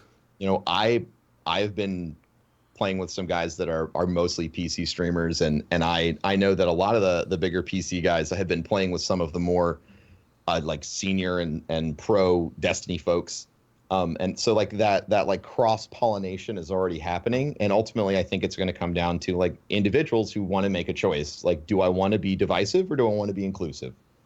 And I will always advocate to be inclusive, because when we work together, we can do great things. We like raise millions of dollars for sick kids. Yeah, that's true. So I don't want to see that happen. Will it happen to some extent? I'm sure it will. I'm just curious if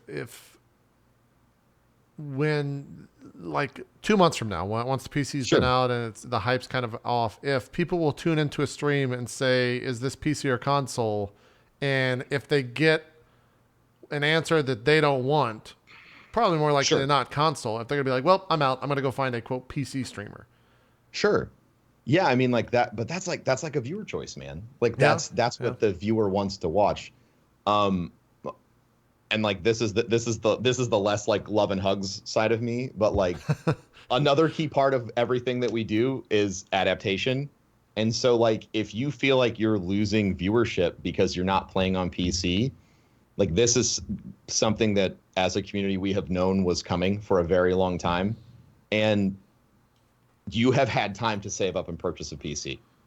You know, like before I was on Twitch, like I had to work extra hours and sell my blood plasma to be able to afford any amount of gaming in my life. Right. So like there are always avenues that you can do to like improve your broadcast. And so like if that has been a concern, which I think the fact that you just brought it up means that it has to be present in everyone's mind that could happen. If PC becomes the preferred viewing platform on Twitch, you need to be ready to adapt to that. Being pragmatic could hurt your channel, or dogmatic could hurt your channel. Yeah. It is kind of interesting with Destiny, though, because like not only is this an extremely successful, established console franchise, Yes, but they have basically created this millions-strong fan base at 30 FPS with this low FOV, and then here comes the next step. If you are this fan, this is the game you're going to play. And then it's like, and here is for all the people that have been playing it. Here's your version, but then here's the PC version. And it's also and it's just kind of like I can see just that creating a huge amount of frustration in the community. Totally. And then of course they can't go yell at Bungie. So what are they going to do? They're going to go yell and find the people they can yell at. They can So yell it's like at they come and in a stream. yell at and yell with, right? Yeah, like exactly. that's what the internet does. We make micro communities and we echo our own thoughts to each other, and we think like we're awesome, and then we go out and we attack everyone else. Like that happens. And then what's even worse, playing into the same team thing, I mean, if you think about it, a lot of people own consoles a lot of times because they're financially more viable. It's like, hey, I wouldn't be able to do any gaming, but I was able to save up for a console. Yeah. If that's the case, then most likely you had to make the personal decision which console is better. And when you did that and bought your console, you then established a team. You are now Team Xbox or Team PlayStation. Teams. And that means that every other person, Team PS4, Team PC, they are now on another team. So it's like now you have all this extra stuff on top of the already existing drama to deal with. I tell you, man, it's kind of a recipe for bad vibes in a lot of ways. But it's an unfortunate reality. And of course, I'm not saying I wouldn't want the PC version, but yeah, I never. It is what it is. Yeah, I never try to downplay somebody's frustration. Like, I get it. I always want people to like take that frustration and like I don't know. It's like a very therapist way of looking at things. Like you take that frustration and realize like, why does this bug me? And then realize like, okay, like I can move past this and I can get to a point where I'm having more joy in my life, or I can hold on to this and like just keep my anger. And because I'll tell you, one of those things is going to win. And like anger, at the end of the day, it's never going to make you a happier person, and it's not going to make you a happier gamer. It's not going to make you a better gamer. Like it's just going to bring you down. Right. So I think it was someone on this show, or maybe it was you, Zeke, that said like you never like the best. Whenever you think of like great memories, you never remember the times you were angry. You know, you always remember the times that you enjoyed and had a good time, were positive. It's like every time you have one of those angry moments, you're wasting time that you could be making happy, fun memories that you'll remember later with just shit you're just going to want to forget. Chat remembers though, Co. Chat remembers when you were angry. You know who else remembers? Yeah. Chat remembers highlights and links it to you with a I've little been angry bowl on stream before too. Like that. Like the whole point isn't to be like you're never mad, but like the point is like the quicker you can recognize your anger and like the sources of it, the quicker you can get to happy. And like I've said this a couple times on stream, like if the only thing in your life that you can find to complain about with such fervor is like how someone is playing a video game, where someone is playing a video game, and all this other stuff. If that's the only thing that you can think about right now, you're pretty well off. Because like you're clearly not worrying about food, you're not worrying about water, you're not worrying about bills, you're not worrying about paying your rent, you're not worrying about buying a new fridge, you're not worrying about your power going out, like you're not worried about any of that stuff. You're only worried about this video game thing. And so like you're already in a good place. So like recognizing that and being like, okay, well I guess life's not that bad. Let's shoot some guys. Perspective, man. Yeah. Perspective. Perspective, yeah. Zeke, That is you've like won. one of the biggest issues with humanity in general right now. Totally. Yeah, man. Yeah, Totally. Me and Cody to go get a drink. Get off my, yeah, my lawn. Kids today. Zeke, you've been wanting to jump in for a bit now. What, I just what were you wanted, saying? I wanted Broman to weigh in because one of the biggest points of contention that came up for the PC is the aim assist. Yeah. Yeah, that's bothering people. Is it okay? Is it a touchy subject? Because I mean, there's nothing I won't talk about. Okay, good. Yeah, no, I mean, so Destiny was a game that was developed on consoles, so it was developed with controller play in mind, and part of controller play, just in general, because of the style of input, is there's always some sort of aim assist, which is, if you guys like, technically it is cursor drag toward a point. It's not like I can set my controller down and someone runs past and it just tracks them. It's not like an aim bot. Okay. Or auto aiming. So it's light correction to make up for deficiencies in the input, right? Because it's not super precise. I mean, honestly, it's absolutely necessary at times. Yeah, I mean, the controllers can get very fucking squirrely. Yeah, they can get so that's how they design it in mind. And honestly, the aim assist thing was a huge problem in Destiny Year One. Like everyone was like screaming to each other about like, well, you're only good because this gun has more aim assist than this gun. If you're using this, you basically suck. You know, because you could just swipe it across the screen and kill everyone because it's a hit scan. And none of those statements are true. But there were weapons in Destiny 1 that had heavier aim assist. So it's like in my mind, it's like a path we've walked down before. So on PC, if you don't know the issue, if you play with a mouse and keyboard, you don't really get any aim assist. But if you play with a controller, it plays like you're playing console Destiny. So there is some aim assist. Real quick, can you touch on the sim stuff? So yeah, and then the other issue is that you can, by nature of the systems currently present, use a converter, which some players who played Destiny 1 used it to play with a keyboard and mouse because that was their preferred input device. Yep. So they would use a Zim to map their inputs into the PS4. So if you use a Zim as an intermediary into your PC, you can play mouse and keyboard with controller level aim assist, which is what's causing most of the fires right that's where the fire sort of started. But so, how can you even the Bungie can't even stop that unless they just remove aim. It's hardware emulation. Yeah. It basically is being tricked on a system level. Right. So Bungie can do absolutely nothing about it. Yeah. So I don't know what the resolution to that's going to be. That's weird. It is weird, definitely. I mean, that's $150 aimbot, right?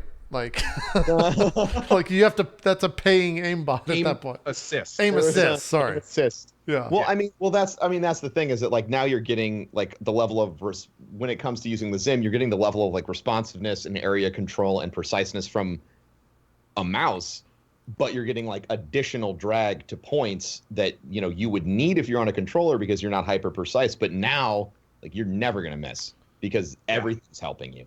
Yeah. It's the kind of thing where like if you see someone in the distance, you just kind of get your cursor sort of over them and right click and it will zoom right on top of them. Yeah. Like that is essentially what it does. If you're non-ADSing around anyone and you ADS them, it'll lock on them like it'll drag. So it's bad. I've seen some videos. So the sniping with it is just ridiculous. Ultimately, I don't. So some people like there's a whole bunch of people like just get it's a PC game, you should get aim assist out of it, blah blah blah. Here's why I don't think that's ever going to happen. Okay, so Bungie recognizes on a business level if they can sell 2 copies of the game instead of 1 copy of the game, that's more money, right? and you can't blame them because that's That's why they business. staggered the release. Yeah, so they have the release staggered and all this other stuff. And that's why they're doing this PC beta. And honestly, like all the PC footage they let out looks gorgeous. And I'm happy that at this point in my life, I'm blessed enough to have a PC to game on because I didn't always. But if I was, back living, in my apartment before I started broadcasting, and I saw this footage coming out for my favorite game, I would start saving for a PC. And Bungie wants to, in my mind, from a business perspective, this would make the most sense. Like you just like you want console players to feel at home on PC, so you give them a top-notch controller experience. So that way, so they don't pick up a PC, boot up your game, play one game with mouse and keyboard, and go, "Fuck this, I'm out. Like this is terrible. Like I'm just gonna go back and play on my console." So I don't know what they're gonna do to it. Like some people want them to just take aim assist out of the game completely. I don't think they're gonna do that because of the roots of the game, but like we'll see. They just need a checkbox. Play only against other PC players, and then it turns off aim assist. Yeah, but then you're splitting the community. Like that. They're splitting the community anyway. Yeah, but then you're splitting it It's again. split unofficially right now. It's Like, like it's so just if only the people that are so you diehards. I see what you're saying. So you click a box that says like play only against other Only like, go up mouse against and other keyboard. PC players, and even if they're using Zim, those matches have it disabled. So it's like it wouldn't matter even Those no matter matches, yeah, those matches would have. That's actually a very elegant solution, and like yeah, it would split the community, but like sometimes that's the best thing that you can do is you can just the separate community it. is split. There are It the is. aim It assisters is. and there are the mouse and keyboarders, and those two can't really touch. I mean, if you think about it, like they're mutually exclusive at a base level. Sure. Well, Because one of them should not ever have it. And we can take controllers a always recent get it. example. We can take a recent example of Battlegrounds. Like there's now the first person only mode, and there's a third person mode. Yeah. Like there's easy mode, and then there's not so easy mode. Different mode. Or why There you don't they go. just have a checkbox for aim assist? And then people with controllers could play without aim assist if they wanted to, and play with other people that are not playing with aim assist. Well, Like, people I would don't know, argue just more that. options. No, It I just think seems like just more I think that setting things up to queue into PvP in alternate bins, like that's probably because if you have toggle aim assist on and off, people are going to toggle it on with their controller, or they're going to toggle it on with their mouse and keyboard, Right. and then they're going to be like, ha ha ha, like they're going to I'm going to own all of you. But yeah, like that, I think that's an elegant solution is queue with or without people who are playing on controllers. I think it's an elegant solution. If that actually happens, I would be more than surprised. I would probably laugh at that actually happening. I mean, I because it would too. be Like, unbelievable. that's the thing. Yeah. Is that it is absolutely like a problem, and I Totally. don't like. There's no clean solution, and I don't really know what they're gonna do. Here, I would just like to see options. I'm a PC player. I did not Options is play good. Destiny 1. I would have loved to play Destiny 1 on the PC. In fact, I waited for it. I've talked about that frequently. But since it was never on PC, I never touched it. The only reason I'm playing Destiny 2, I'm not even touching the release next week. I'm waiting for PC. If it was up to me, I would only play with other PC people, because then I know that the aim assist issue would just never be a problem. Of course, I'm only talking about PvP for the record. PvE, Yeah. whatever. Who Let's all have cares? fun and have a great Yeah, time. let's all have Those fun. are important. Yeah. But Yeah, for yeah. PvP, I would love to never touch anyone with aim assist, controller, PC, otherwise anything. Yeah. Like I just want nothing to do with it. Not having that option just seems a little weird. It just seems like they could pop that in, and then it's like, okay, this crowd's happy. This crowd's happy. World keeps Without a turning. doubt. We're good. You're 100% right. I want to touch on another thing. It's funny that like it's already happening now, and I'm not meaning for it to, but the whole console versus PC thing. A lot of people that I know who are more than anything really PC gamers are choosing to play on, and I'm asking you for clarification because I'm a little hazy on this. They're choosing to play on the PS4 because PS4 is going to get all of the content before everyone else. In some cases, before anyone ever gets it, because it's only going to be on PS4. Can you, like, what is the actual stance So there? the console exclusivity stuff. Yeah, Okay, like so, what is on actually console- exclusive to PS4? Yeah, on console, the game's launching at the same time on both consoles. So there are PlayStation exclusive things, and this has been since like day one. So like Bungie and PlayStation have a deal where PlayStation gets like first crack at certain bits of content. So in the past, it's been like One Strike, and then it's been a couple pieces of gear, and then the time frame on that's very long. It's a year. So all the stuff that's like launching on PlayStation, whatever exclusive stuff they've announced, which if it's been announced, I don't remember it right now. That'll probably be exclusive until their first huge expansion a year from now. Okay. So that's what's going on there. Like, so when people play on PlayStation because they want the full experience, like, I'll be honest, some of the worst PvP maps in Destiny 1 were the PlayStation exclusive maps. And like, anytime you're playing them and someone's like, I never get this map on Xbox, and you're like, you're lucky, bud. This map sucks. This isn't in your queue. Like, I don't know why you're complaining about that. Yeah. Like, I guess the state that the Destiny's in right now, I think there's still a few things that are exclusive to PlayStation, like a strike, and one of those maps, but it's not like game altering power or progression altering content that's exclusive to PlayStation. It's always like side stuff. Maybe you already said this and I missed it, but does every platform get exclusive stuff or just PlayStation? No, just PlayStation, and that's been another point of contention in the past. Yeah. PS4 I feel like exclusive stuff. Xbox releases on time, and PC is just like, let's put you in the corner. Yeah, exactly. Yeah. They know that's the one that's probably gonna. Yeah. It's, oh my lord, man! I tell you, it's consolism. It's systemism. That's what it is.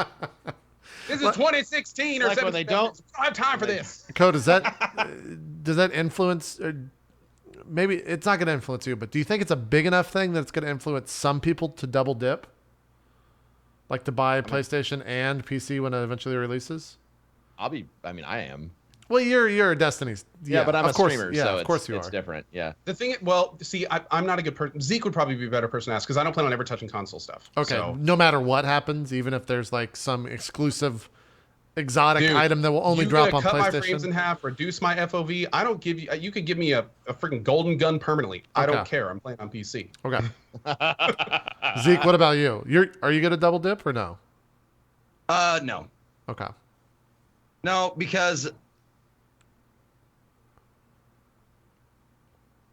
I don't double dip. I don't think I've double dipped in any game. Like I don't think there's been any game that's been released on different platforms that. Did you do it for Dark Souls 3? Had exclusive content that I cared enough about to do both. Like, if, like, okay, how about a game we're all super fans of, like Dark Souls. Yeah. Like Dark Souls came out on console, Japanese and then Xbox or whatever. Yeah. Yeah, there you go. I waited till it was on PC. It didn't matter to me. I didn't need to play it early. I wanted to play it how it looked best. That makes sense. Yeah. I think I bought Dark Souls 3 4 times. I think I did it 3. Yeah. I think you beat me. Because I oh no, because the Japanese version too. Yeah, you bought the Japanese version. I may have done 4 as well. And then you had a press copy, and then they took the press copy away when the DLC came out, so you had to buy the actual game another time. Yeah, it was kind of a fucking mess, but that's neither here nor Japanese version, PS4 version, press version. Had to buy the DLC. That version didn't work. Had to buy the new version, and then there was some. Oh, the other Xbox. Yeah, there's a lot. So some of the questions I have for you, bro, man. I do want to state that I know we're focusing on the negative, but that's because the negative is more interesting than every. It's always more interesting. It's more interesting to talk about the shit that's going wrong. And it's very easy with this game. I think if you go watch me and Co and Zeke and even Broman play it on Monday with the PC version. We were fucking loving this game. Like, we're all totally cannot wait for this game to come out, either on console or PC. And it's just more interesting to focus on the negative stuff because that's it's more beneficial. It's more beneficial to focus on the negative stuff too because the good stuff you don't want to change. Yeah. You want to bring up the negative shit because you want that shit to change. Yeah, I got you. Here's my question. Throughout us talking, and I've been reading chat because I want to test something. Sure. I've been showing a bunch of Destiny 1 footage. No one in chat has said, why are you showing Destiny 1 footage? It's true. Because they couldn't tell the fucking difference. Do you think, like, is that a worry to you? JP. Or, like, what is that? Going into year 2, are you just excited for more Destiny? Do you not care about giant leaps and bounds or what? in terms of iterating on the game, I should say. May I just say, like, I noticed only because when he went to his menu screen, I saw green items and I was like, there's no green items. Yeah, I tried to cut that stuff out. Yeah. No, so for me, and like this is something that's been brought up since like day one. Like the second they showed footage, everyone was like, meh. And so yeah, they do. They look very similar, but that's like there's two things, okay, that I think are important. One is it's a sequel, which like it's a sequel. Like they didn't take Master Chief in Halo and then turn him into a spider in Halo 2. Like he was still Master Chief. So like there's a lot of similarities because like the core lore of the game, like there are still Vex, there's still Fallen, you're still a Guardian, you still use guns that are made by the same manufacturers that were made in the first game. So like a lot of things should look the same or similar, or like they got a brand new coat of paint. So yeah, on the face of it, like, yeah, I'm excited for new Destiny, but after getting a chance to play, like, you know, in 4K on PC at like 60 frames a second, like there's obviously been a massive graphical upgrade as well to the quality of all those textures. And you know, I feel like they've refined their art design direction so that it's, you know, it's the same concept, but it's got a, you know, better coat of paint on it. So it doesn't bug me. If that's the question, is like, does it bother you? Then no. Right.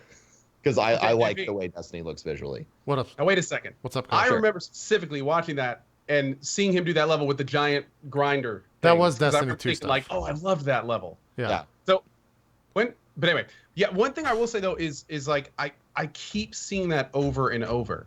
I keep seeing people say like, oh, it's just more Destiny. Like it looks just like Destiny 1 and stuff like that. And it's kind of crazy to me because I'm sitting here like, awesome. Like I wanted to play. Isn't that great? Like, this is great. Glad it's not too different. Like this is awesome. I don't want anything different than what we got. I just want more of that. In fact, I'm still hoping we someday get an announcement where it's like, oh yeah, by the way, we're gonna put Destiny 1 on the PC. Where it's gonna be that's gonna sick, be great. dude. So, Boy. but it's so weird that people are looking at this guy Bungie. Well, it's so weird that people look at Destiny 2 and they're just like, well, it doesn't look like it's anything new. It's not supposed to be new.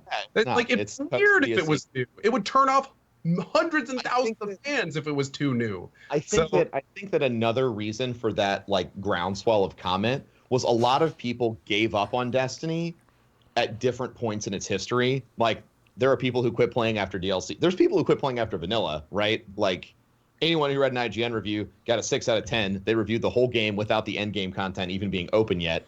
And they're like, well, this game fucking sucks. And everyone's like, cool, I'm not touching it again. Yeah. So there's people who haven't looked at the game in 3 years and then they see this and they're like, okay, so they changed nothing because visually it does look similar.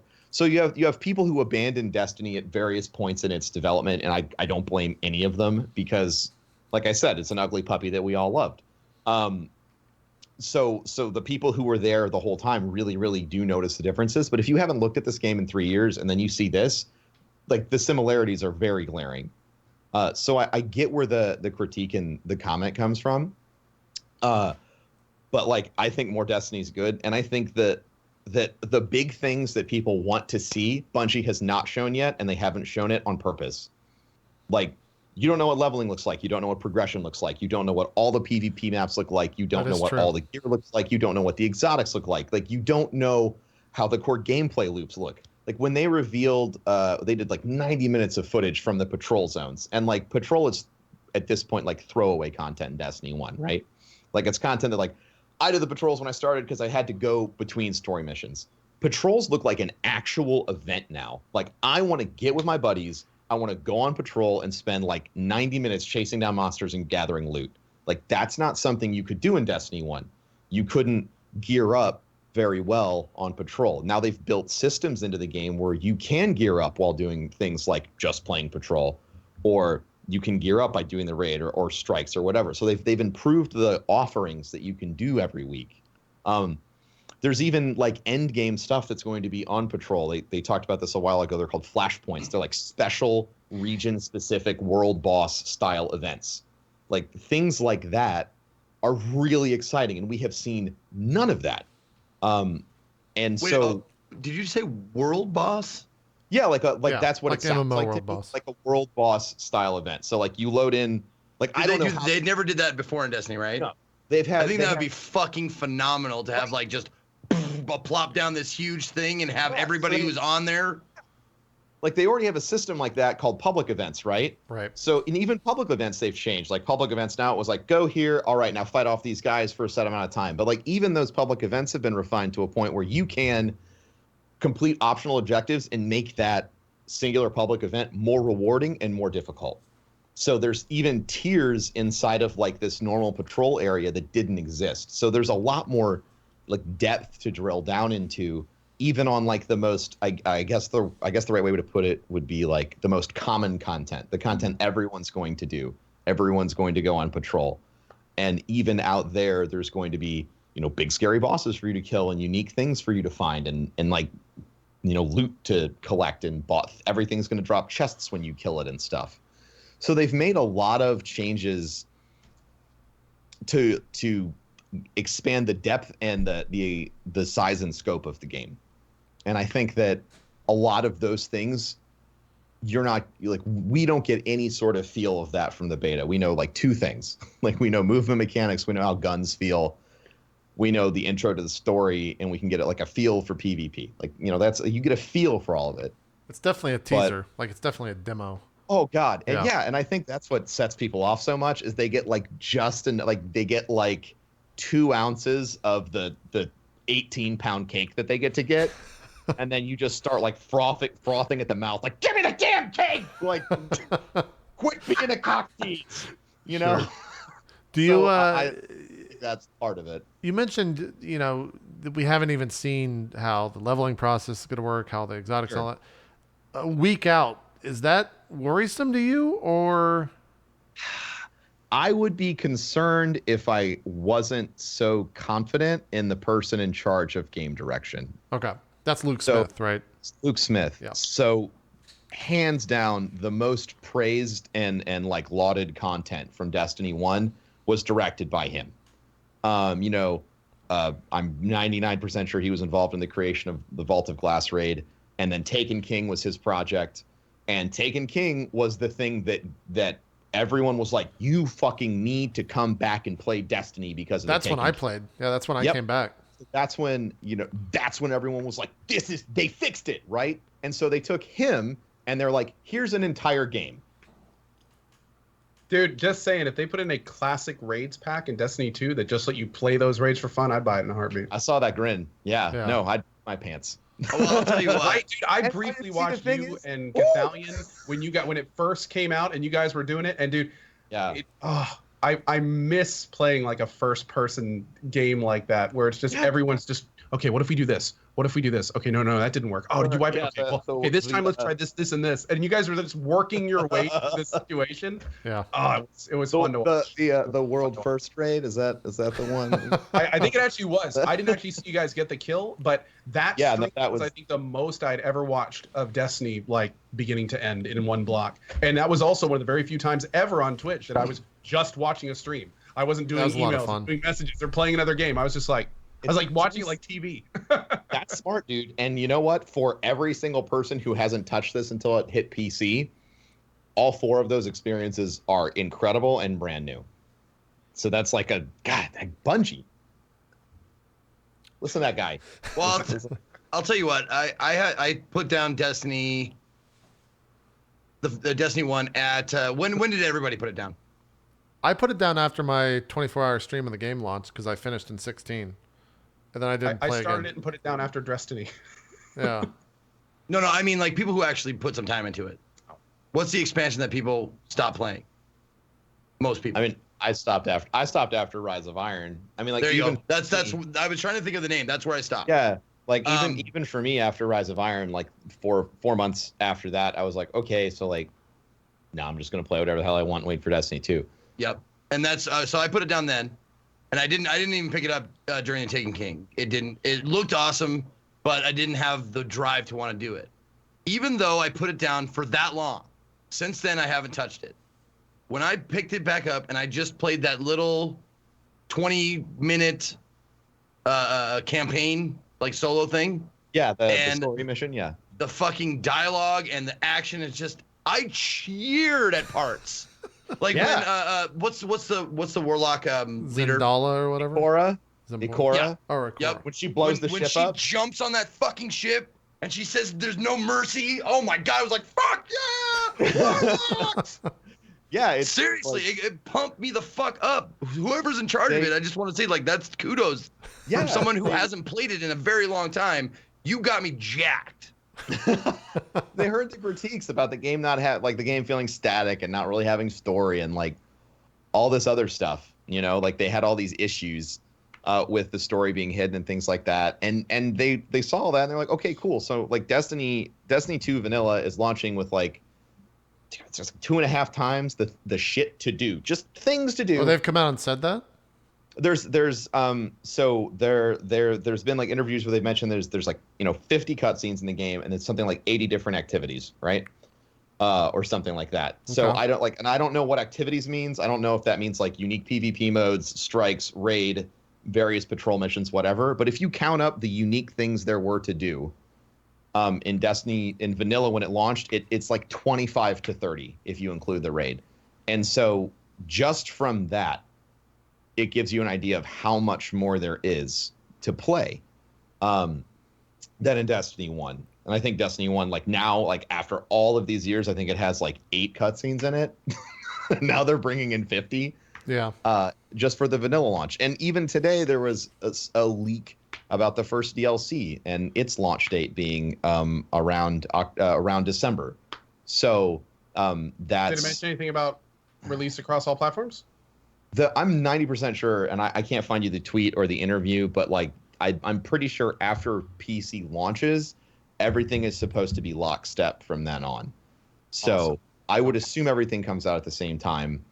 But since I can't find a quote, like I would not be 100%, but I'm very confident that everything's going to be launching at the same time. And so that's also really good news because one of the other things that killed Destiny 1's kind of engagement was the fact that over time they stopped releasing such frequent content.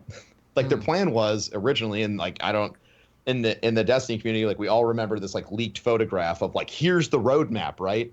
So it was supposed to be vanilla launch, DLC 1, DLC 2, Comet. And we got that in the first year. We did. So we had Dark Below, House of Wolves, Taken King, which the Comet is like the Taken King. But there were supposed to be, according to that thing, like 2 more DLCs, and then there's supposed to be the sequel. And all of that content was supposed to be packed in 2 years, according to this roadmap, right? So game launch, DLC, huge expansion, DLC, sequel. Like that was the pacing of content, which is like, Coh's face says it all. That's aggressive. Yeah. breakneck development. And so I don't know the exact numbers, but they've hired so many more people. They've, refined their engine, all this other stuff. So if they can deliver on a breakneck expansion cycle like that, it's poised to sort of take back all of this like negative ill will that the community's developed over time and that people have when they look at it. They're like, Destiny, like that's the game that's great for like a month and then like you stop playing it. Like you like Destiny, like that's the game that like I can't stop playing because there's always going to be something new. They also have a live team that worked on a lot of the stuff at the end of Destiny 1. So they started having live events that were like one-offs, like they had a racing league, they had a Valentine's Day event, they had like Queen's Wrath, which was something in year 1 that was like a PvE event. Like so they have a lot of these things that they sort of tinkered and experimented with. And I like to think of Bungie as a pretty smart developer because they certainly know how to craft an IP. Mm-hmm. So I think that with all the how dare you give a compliment to a big company? I know, right? Yeah. How dare you? What a big sellout. Companies deserve no compliments. You don't develop $1 billion IP out of nothing and be shit at what you're doing. You just don't. Most companies get big because they're doing something right.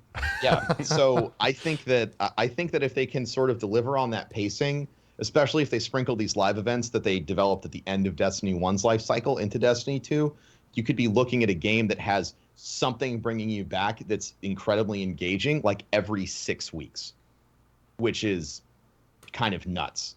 But if I was a developer, like that's the golden, like that's that's the golden grail, right? There's always a reason to come play my game because there's always something big or small new for you to find. That's true. So I don't know. It's a possibility. Whether or not that ends up happening, I have no clue.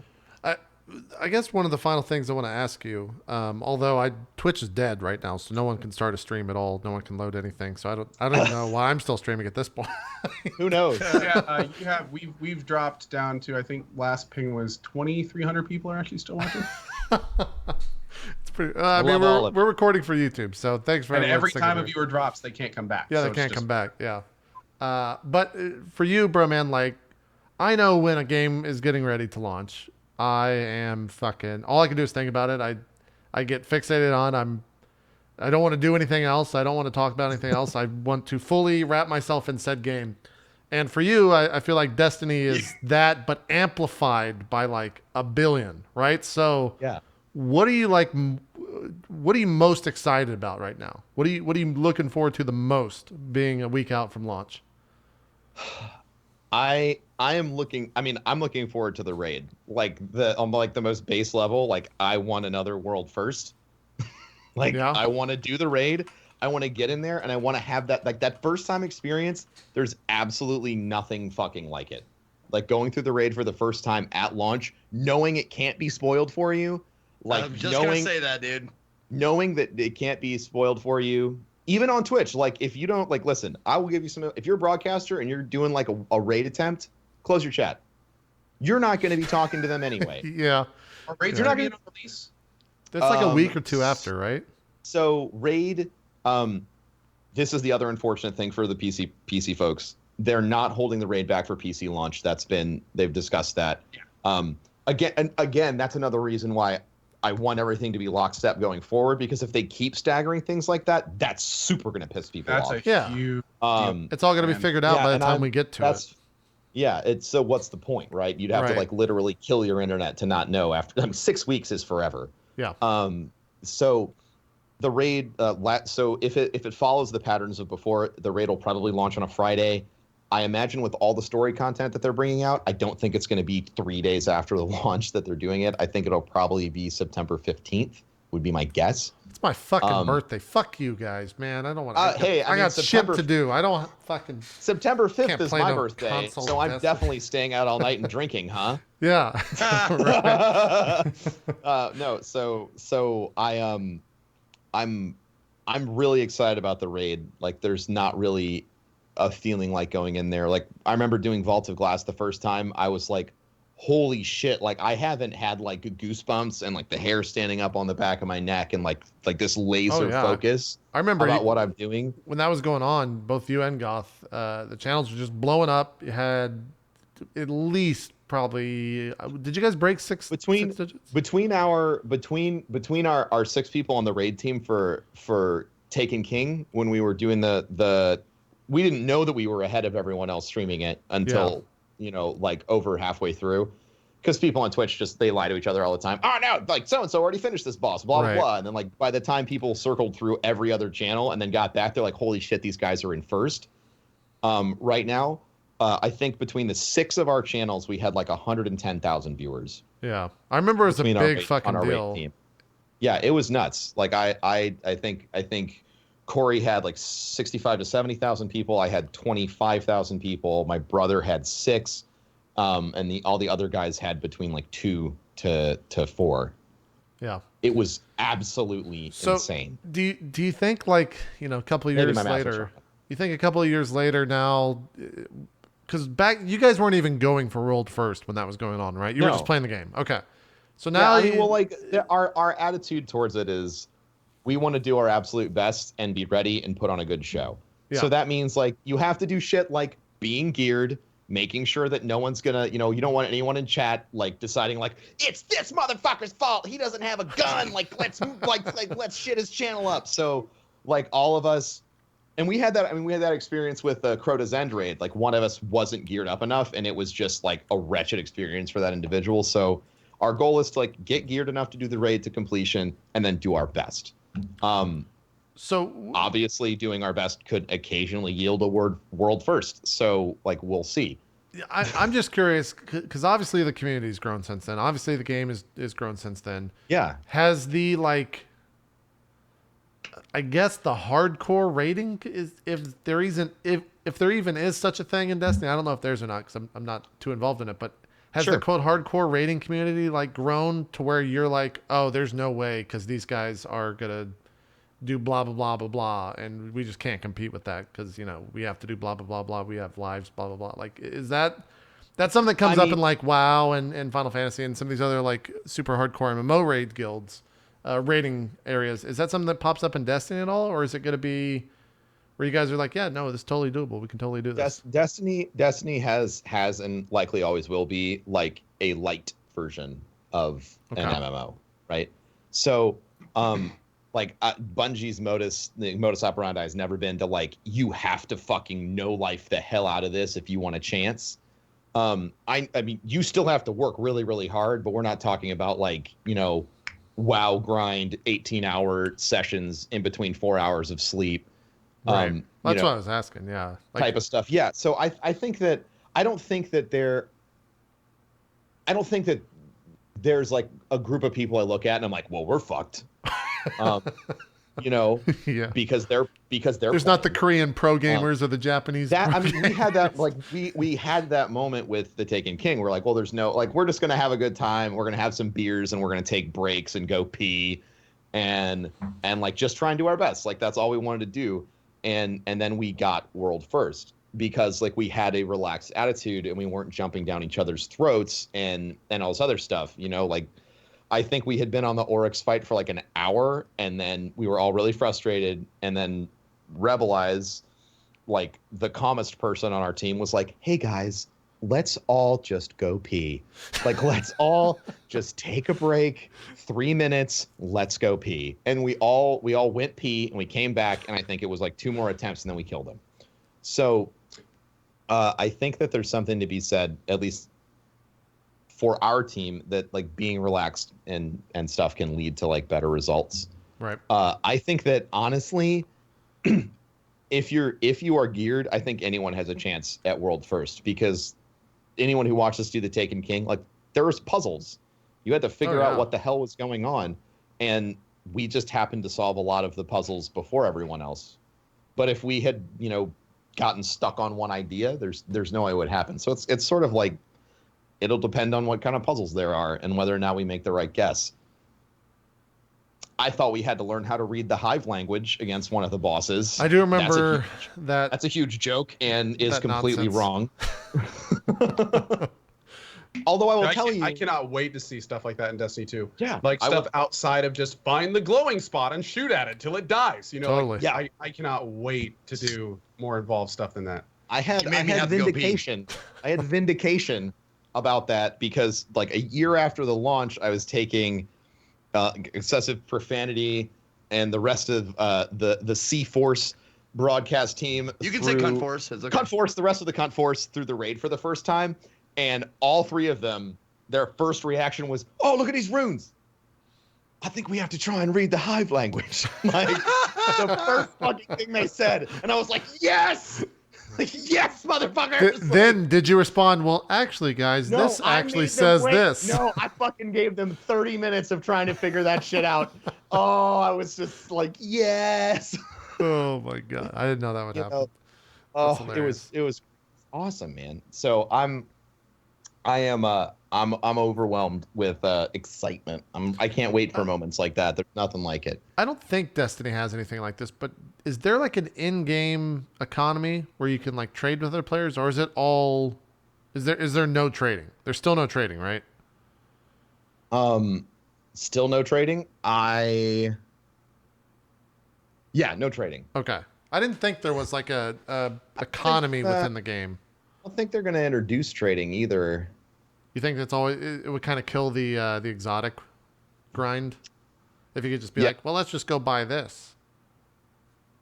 Yeah, well, I mean, like that's the thing is like if you do the auction house situation, like everyone's just going to end up getting geared really quickly, That's and you true. don't really like if as a developer, if that's one of your points of control, like this is how I extend the play value of my content.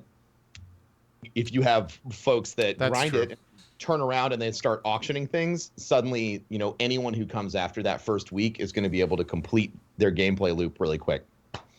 And even if there was like trading or an auction house, like you don't, in Destiny 1, you didn't buy stuff with in-game currency. Most of the stuff you got was drops. So if somebody was like, yeah, I'll buy that off you for like 25,000 glimmer, you'd be like, and I'm going to use that for what? Go get your own. Yeah. Well, I remember there wasn't like every Thursday you could get an exotic or something like that. Wasn't that Every a thing? Friday. Every Friday. Friday and Saturday, Zur, who's a special vendor. I remember that would because he would come to the tower and Yeah. he would bring some exotics for you to purchase. and people which, would stay up till like 4 a.m. to get the Zur the second it yeah. spawned. I did the same shit when I was playing Taken King. Yeah, they were like, "What's he got?" But I think that you know, I think that exotics, based off of the information we have now, are probably going to be very different in Destiny 2 than Destiny 1. Like, I think that the fundamental goal of the exotic piece of gear was to change the way the game played for the person who was wearing it. So, you know, articles have been written about people who've been playing it, and like you get exotics as you go through the story because they are adding to your Guardian's abilities. So you have like a core ability set, and then you can augment those with these exotics. So it's going to be, in my mind, it's going to be really interesting to see what they're going to do long term with that. You know, that there's been mentions on podcasts and stuff about like, whoa, I was wearing this Warlock exotic that reduced my grenade cooldown, or I was wearing this one that lets me fly when I'm aiming, or you know, I can hover at one point when I'm aiming, and all this other stuff. So there's a lot of that's sort of been a contentious point. Like, well, like, it's an exotic, it should feel special. Like they're equating it to like hyper rare drops in WoW, and I think that Bungie might be trying to redefine that That's class cool. of item. Destiny 2, where it's like you see somebody wearing this, so in a PvP environment you're wearing this, you're going to try and fight me like this. Or if you're in a raid or something and you're loading up with a bunch of randoms that you've never seen before, oh, he's got this gear on, I can expect him to try and do DPS. I think you need that type of stuff. I think that was something, at least when I played WoW a lot, that was like what fueled me to be like, fuck, I need to go do that, man. That looks so amazing that looks guy so has that sick. shit. Yeah. So I hope Yep. I hope they kind of address that next week a little bit. I also hope there's not like that one super fucking overpowered weapon that everyone tries to Yes. get. The meta. Oh, Yeah. what is the meta to pull? What do I use? Right. Like, no, I want everything to feel like I want, like, your Guardian never really felt like your own Guardian in Destiny 1 a lot of times, especially in PvP. I have to wear this because I'm a Titan. Yeah. Yippee, I'm one of the 20 million people who are rubber stamped that looks like this. So I like variety allows individuality. So I hope everything's useful so everyone can look how they want and play how they want. Yeah. Twitch is like so exploded right now. What do you mean? Is it still down? Oh, I can't even load the homepage, man. Yeah. I think I'm done for It's the day. totally fried. I think It's I'm done for totally the day fried. after the show. What class are you playing on launch, Broman? I'll be playing Titan. I was playing Titan in the beta. I played or in the PC beta. I played Hunter on launch. The gun, this exotic that Hunter's got was really good. The little pistol thing. The little the sun thing? Sunshot's good. Yeah. Sunshot's good. The sunshot I was like real this. good. It wasn't that good I like in PvP the- though. It was really good in PvE, That- but then it was just not very good in PvP. I liked the sweet business though. The chain gun's cool. It's not The bad. minigun? Yeah, Yeah. it was awesome. I like that. Yeah. Is I that don't- a Titan only weapon? I don't know. See, that's the thing. Is like it I didn't looks see like that on my Warlock or my Hunter. Oh yeah, you have it. It's I don't only know if available They in. just gave everybody one. Like, I don't know if they just gave everybody one exotic depending on the class. I think that's or what if it was those in the are- beta. Yeah, I mean, yeah, and the like you'd boot it like the hunters all Yeah. got the sunshot. Yeah, yeah. The warlocks all got the risk runner, and you know, so which is like that electric SMG, and then all the titans got the big beefy sweet business guy. By the way, what time does the beta go down tomorrow? I think it's 10 a.m. Pacific, so 1 Eastern. unless Really? they- That's when it goes off? I think so. Yeah. Let me check Twitter. So I'll be it- 100%. Dude, I was planning tomorrow afternoon is going to be my Titan, or yeah, I was going to like Titan I did thing? Warlock the first day after waiting for an hour and a half to get in. Holy shit! That was a mess, man. Yeah, I- did you? By the way, okay, an I hour and a heard I half. was like one of the first people on Twitch that got on, and everybody was in my channel like, "How'd you do it? Help so and so." Dude, and I was like, I I tried don't fucking know. Oh god. on stream in front of 14,000 people. I Isn't that reinstalled my fun? video drivers, reinstalled, completely reset everything. I'm going through like the CVS file, like setting ones and zeros, just seeing if it worked for an hour and a half. And then finally, I made a new account, bought the game wow. again, Wow. and then it worked fine. And here's the shit, right? Here's the shit. So the whole time I'm sitting there like, Bungie, I've been waiting years for this. Like, why won't this work? Like, come on, guys. Like, you're letting me down. What's going on? You know what the problem turned out to be? Apparently, if you have a full BattleNet friends list and full invites, you get my bug. Yeah. That's why it That's immediately shitty worked when I bug. made a new account. It's a friend list bug with BattleNet. It had nothing to do with Destiny 2. So, man, Yeah. Yeah, mine started up immediately. yeah. I don't know. Should I be sad about that? You know what? Let me make this very clear. The only reason my friends list was full was because I didn't know that there was a limit. So when at the beginning of the stream, I was just in front of 10,000 plus people. Hey, send me a friend invite. So I'm sitting Oh there. my god. Yes, you like did it to yourself? I had no idea. Yeah, that but there you was a didn't limit. know, but then like, oh, fuck So that. then I hit the 200 limit, and I was like, oh, that's dumb. And then I see all the invites like brrrr, up to the top, and I was like, oh, well, good. Now I can't, do. Okay, well, let's play Destiny 2. It'll still be okay. Yeah. For me, the worst Kinda. part about all that is I had been up for 24 hours, and CNN, the Co News Network, was in my chat, letting me know every single breath that Co was taking. And I was like, guys, Mine too. Co will let me know. I'm on What you Skype call with those them. followers? They come into your channel Yeah. and like Yeah. updates. I'm on Discord with him. Look, he'll let me know when he gets it fixed. Because I get those with Goth. I get that. Yeah. I get the GNN. Yeah. And I'm like, guys, please don't let's just stop with the updates. And it kind of stopped. And then like a minute after that, Co gets in and my chat just erupts for like a solid 3 minutes. Oh my God, he's in. And I just saw that. I'm like, well, that's 1,000. Oh, two. Okay. 25. And we're good. 5 viewers. Yeah. It's so And fun. then Okay, I'm like, for the record, when you said that, I straight up said like, guys, I'm with JP. Like, you don't need to go tell him. And then like 30 seconds later, some dude says straight up in chat like, remember guys, you need to tell JP what's going on because there's a 30-second delay, so it helps. Oh my god, dude. oh my God. We're on the way. Like, Yeah. what are you? Where's this logic? And like, Oh people shit, are like, dude. guys, help him out. And it's like, no. Yeah, when Chatter up to the Co, I got like ultimate mega triggered and just fucking went off on chat because I was so frustrated at that point. So I'm just trying to play the game. But anyways, when does that social thing go live tonight, bro, man? Is that? The social space thing? Yeah, the farm. Well, I mean, like, I'm happy to sit here with you guys since I can't do any video gaming. It's going live at 8. So 8 Eastern? 45 minutes? 8 Eastern, yeah, in 45 minutes. So there's tonight. They did this for the console beta. They're doing it for the PC beta. Did you know so about get to this, go Co? check out. By the way, the special thing social they're doing space. tonight. Sorry, I didn't What mean to interrupt you. I was making sure he's paying attention. Okay, bro, man, tell him what the social space is. Yeah, so tonight they're previewing the social space for Destiny 2.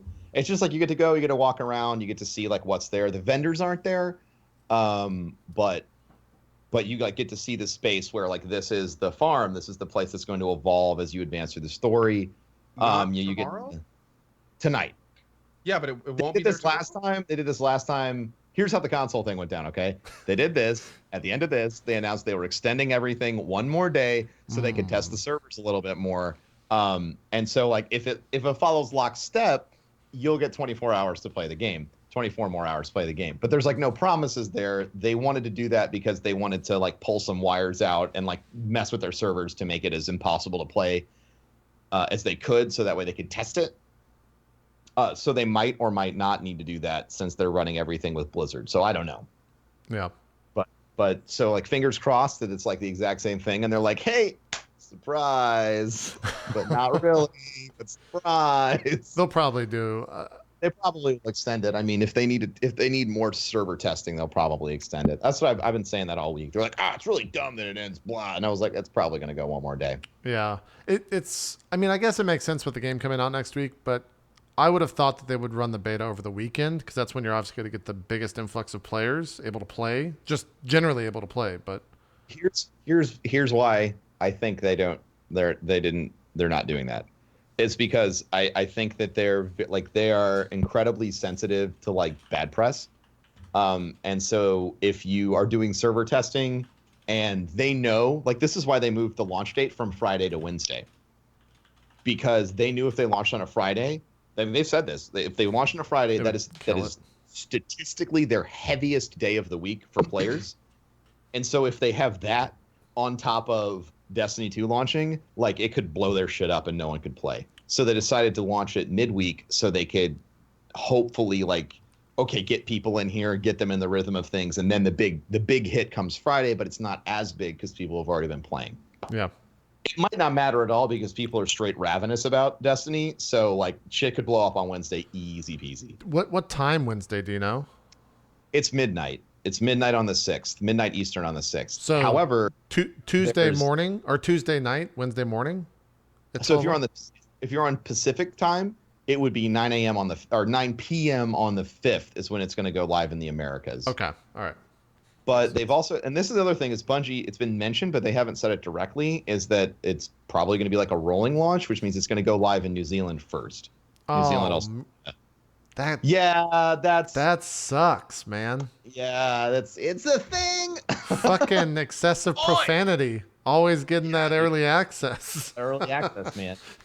So for me, like, I don't know how I'm going to play that. I don't know if I can do anything to try and make that happen. You might be able to fly to New Zealand. September 5th's my birthday. I mean, like, come on. Like, you might be able to VPN if you really want to. I would think. I don't know. Yeah, well, yeah. I'll hopefully figure something out. But yeah, so I think they're doing a rolling launch on like all through midnight Wednesday. So it's like people in Germany are saying that like they have a countdown clock on their install that opens at midnight their time, which is 5 hours ahead of me. So folks over in Arizona are saying that. So I'm 90% sure based off of the evidence available that it's going to be a rolling launch. I would think they'd probably come out and state something early next week soon. I hope they say something. Yeah. Otherwise, there's going to be a lot of angry people all over social media. I mean, they're going to be mad now or they're going to be mad later. Well, you might as well like pick like, this is when I can have this fight, as opposed to like, yes, we're doing this today. Yeah. Not to mention that although it's a very small audience, very niche audience, for streamers that fucking blows. Like that is abysmal. Like, he's gonna have like a 4 or 5 hour launch start just because, right? Like whoever gets it first. Some people have an 8 hour. That, yeah. Depending on how long he plays, like that could completely skew. Like, that's gonna be crazy, man. That's gonna be. I'm glad I'm not part of that launch. I would. That gives me anxiety thinking about that. It gives you guys anxiety. I know. I know. That's special. Throwing shade. Because I've talked to Goth about this a little bit, and I've talked to other streamers. Like, you guys are in this unique position with Destiny 2 where it is your game. Like, this is other streamers are coming to your house for a visit, and then they're going to leave your house before you, and they all know that. Yeah. So it's kind of interesting because I was talking about this with like, because there's a lot of like, I'm sure that you and Goth are very aware that there are some very, very large streamers that are coming to play this. My chat doesn't try to get me angry and worried about that all the time. But I'm just gonna fucking shit. Get an axe. Here's a good way to think about this. Here's a really good way to think about this. The worse it is for you at the beginning, the more big streamers that come in and the longer they play, they will leave, and you will still be there.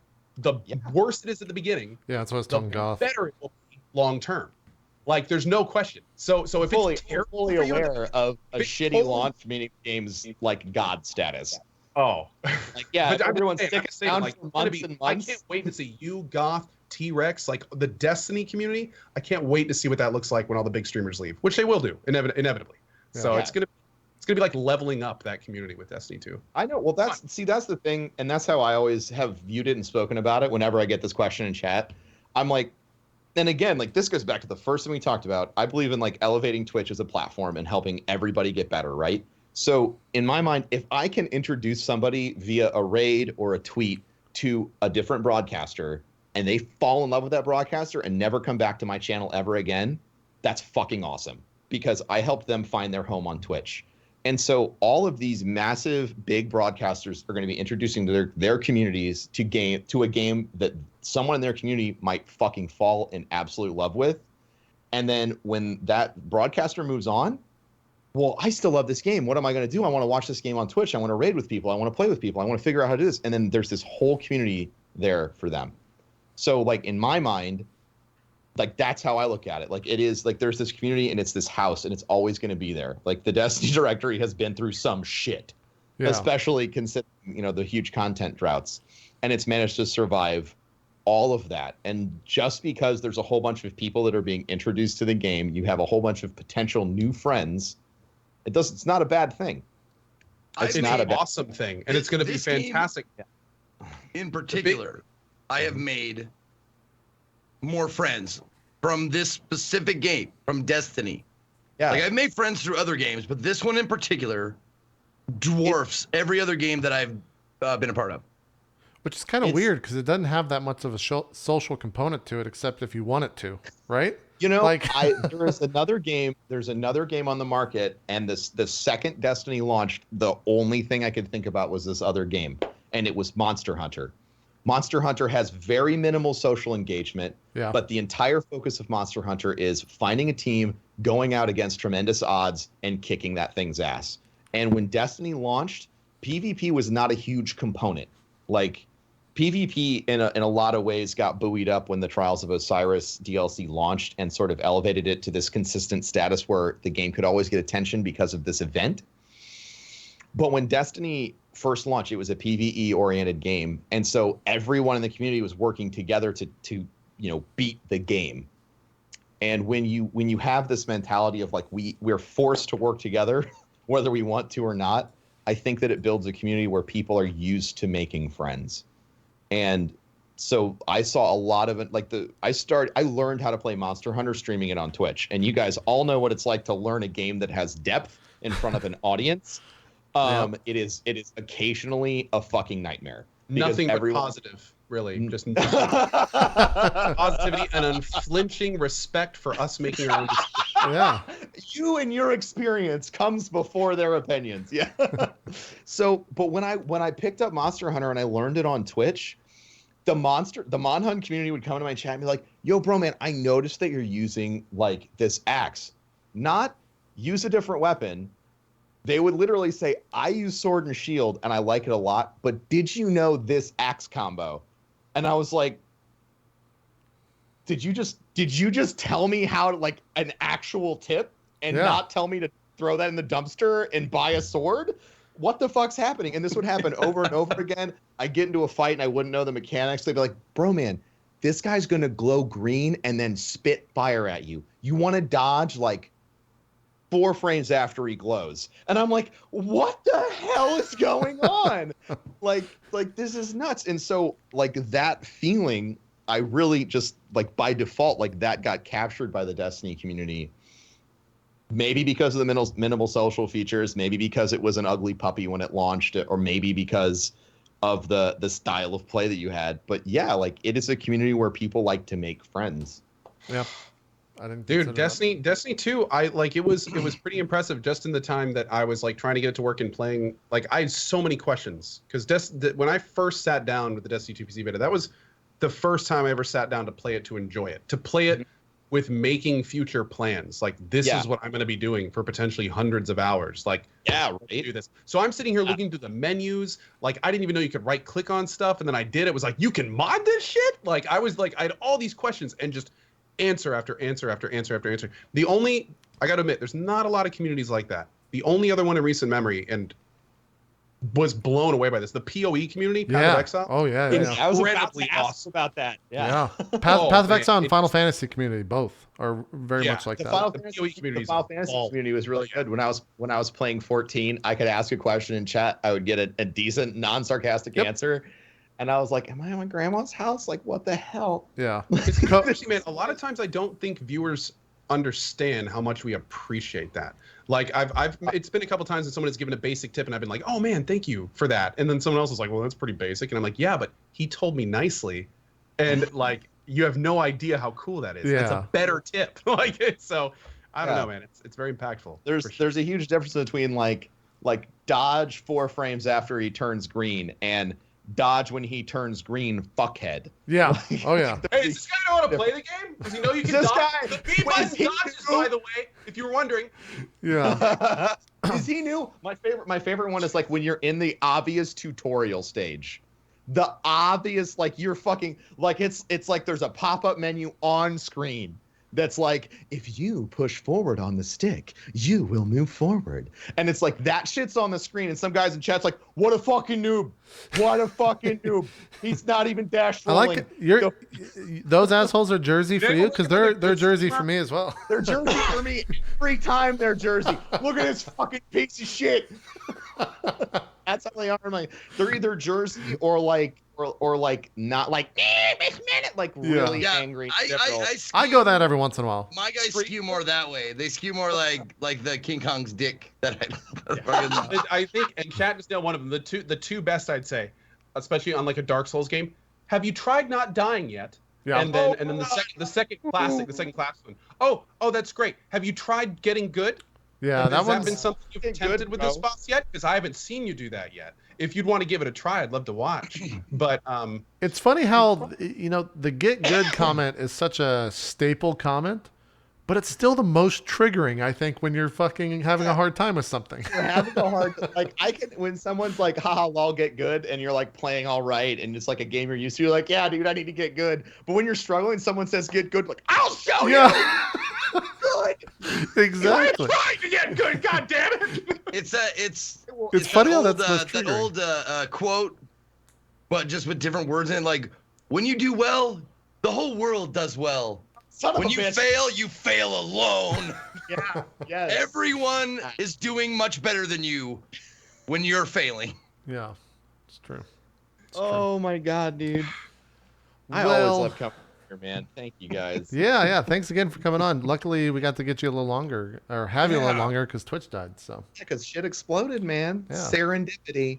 Yeah. It's been like a private show today, by the way. If It really you're has. watching this right now, really just been it's us a much more talking. intimate experience here. It really like is. chat is literally going about 1/10 of the normal speed. I can't even like it's chat. and a lot of people in chat can't even see the screen right now. There's been a few people like, is Twitch working? Like, is this even working? Yeah, They're- it seems. We're probably Twitch talking to a lot of broken, like 10 people. lines clear. Probably talking to a lot of people in EU who fell asleep with their monitor computer on, Probably. who haven't refreshed. Yeah. Wake up, Paul. Time for work. Yeah, it's been down Hey, pretty much hey, the entire Bjorn. show. Bjorn, time to get up. Yeah, I like that. This is the VIP show. This is Drop Frame's VIP edition. Oh, That's right. Yeah, there you VIP go. show. Featuring Professor VIP Broman. there you go. Well, let's do some shout outs. I'm jealous, bro, man, that you're gonna jump in next week. I'm gonna do my darndest to I'm not excited play. to have fun. Yeah, it's gonna be real rough to not only not play, but to not watch and have a lot of it spoiled. Are you waiting for PC now? I think we all are. Okay, because I remember Three seeing of on us Twitter are. you were talking about like doing a 24-hour launch stream, and I was like, oh shit. For PC, yeah.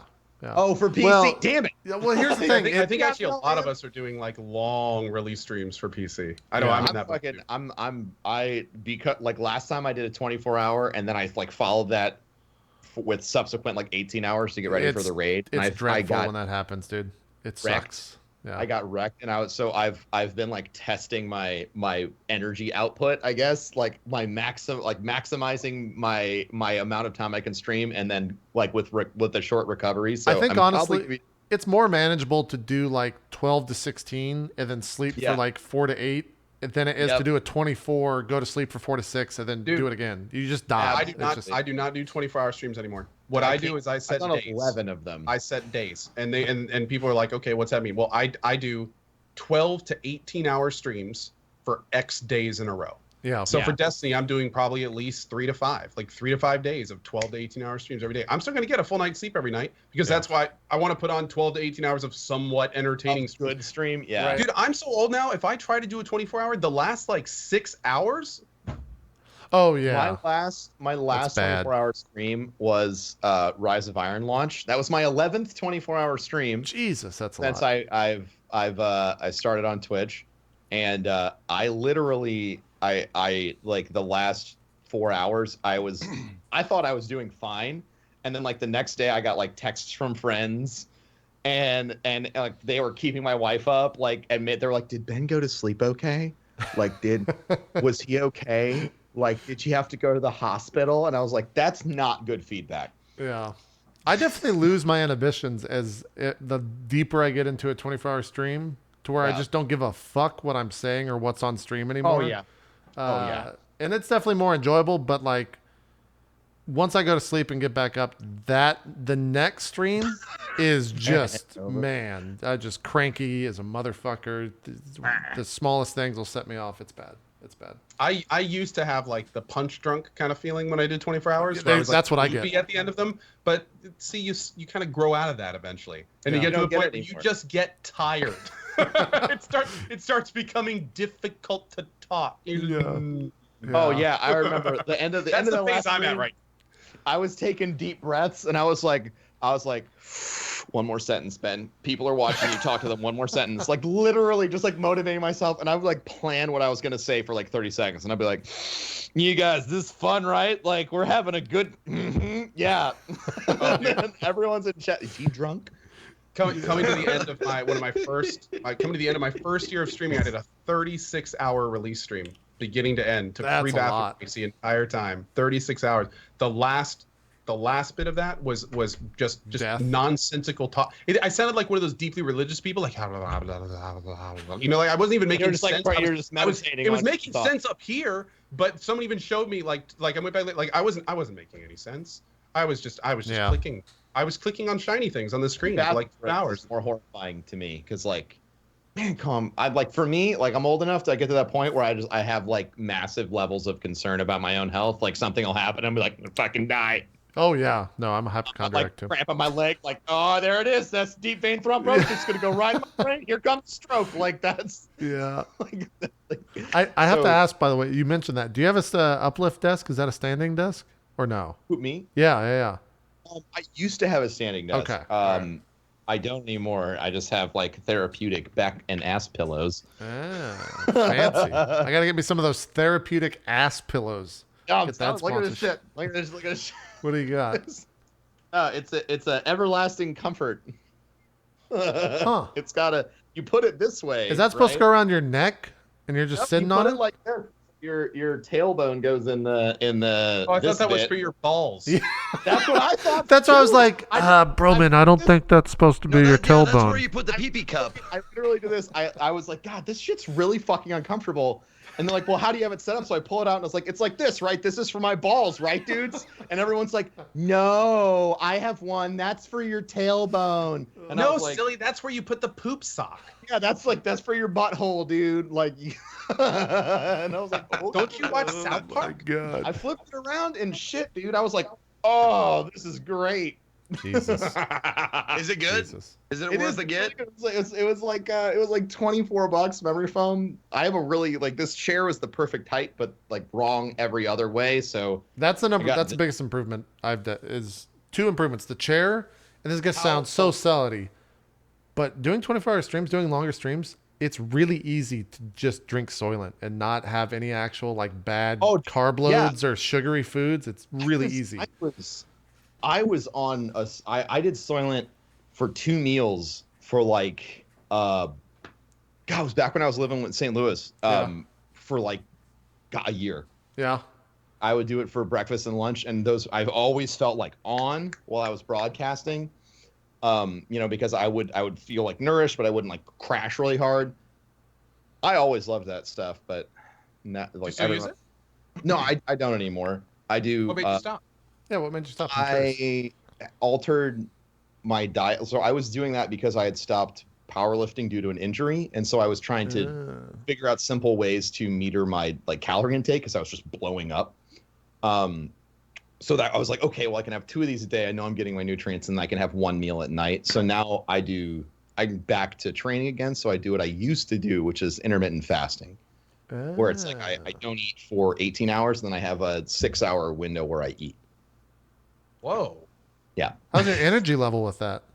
I mean, it's rough the first 2 days when you're getting into it, but like once you're used to it, I feel like, I drink coffee in the morning. I have like a supplement that I take and some vitamins, and then water, caffeine at like 2, and then I eat around usually 4 to 10.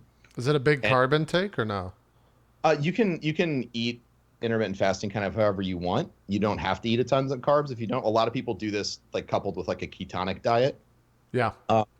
But because like 18 hours is sort of right at when your body starts flipping those fasting switches, so you get a little bit of the anti-inflammatory benefits and stuff of fasting right before you eat. Okay. So, yeah, it's I don't know, it's like super sciencey, but No, yeah, that makes sense. We need to do a show on this sometime.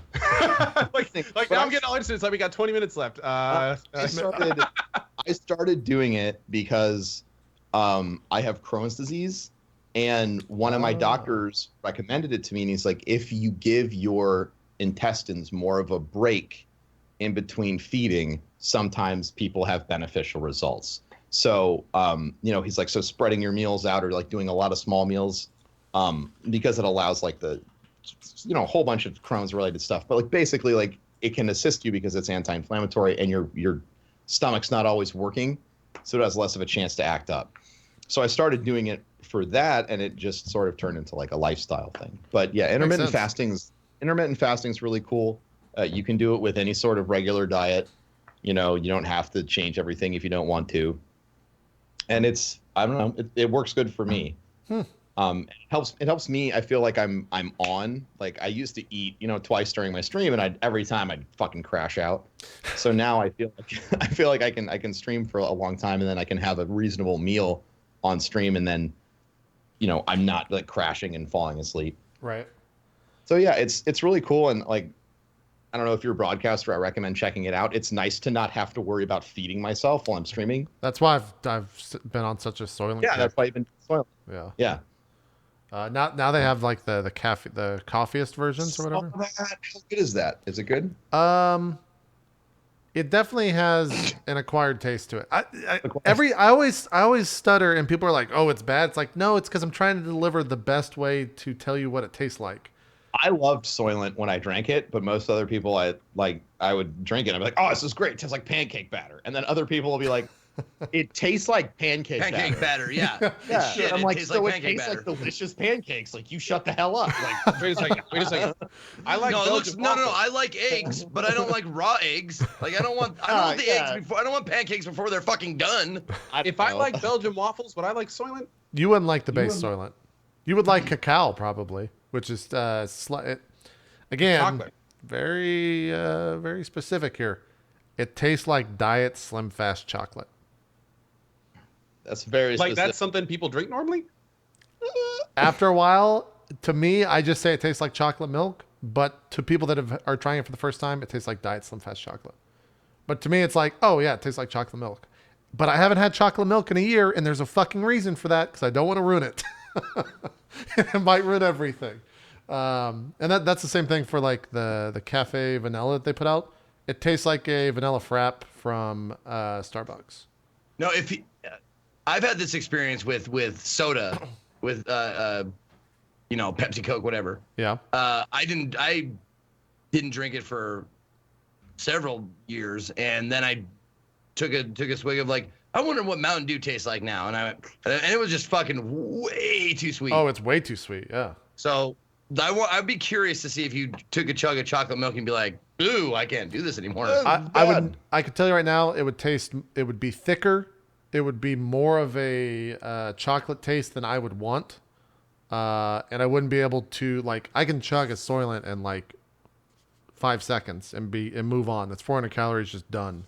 If I try to chug chocolate milk, I'm going to want to throw up afterwards. I had a question for you guys about Destiny 2 that I meant to ask and I didn't. Okay. Oh, wait, this we're is talking the last about question. games? Yeah, no, I this is the forgot. last question. Yeah, here. last question. I know you need to cut things, but I wanted to ask you guys a question. Have you had a chance to play it in like 4K at all? I think or like I play in 1440p, so we're at 2K. I think Co does as well. That's what I meant. Yeah. No. Yeah. I played in 1080, 1920, 1080. Okay. I did the G-Sync stuff, which was nice, but Yeah. I'm playing Yeah, I played 1440. 1440. Yeah. Well, yeah. If you get a chance, well, I mean, even if you're playing 1080p, if you do the whatever dynamic super resolution, Yeah. it's Was that a big hit performance-wise? Because I know it was. MSAA I mean, like was it renders it in 4K. So I put on 4K to 1080p, and I was like cruising at 1080p at like 144 frames a second, pretty easy. And turn on the super resolution, and it would tank to 80.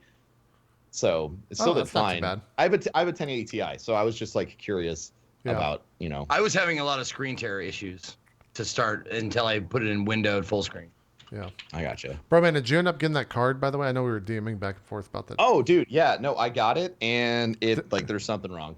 Really? What the fuck, man? I fucking installed all the drivers. I reinstalled the drivers. I found this shit out Destiny 2 launch day because it was reporting back to me that it was giving I was playing, but everyone was like, this shit doesn't look like it's at 60 frames a second. And I was like, the fuck? And I was like I was getting all the feedback from the card on my end, looked like it was right.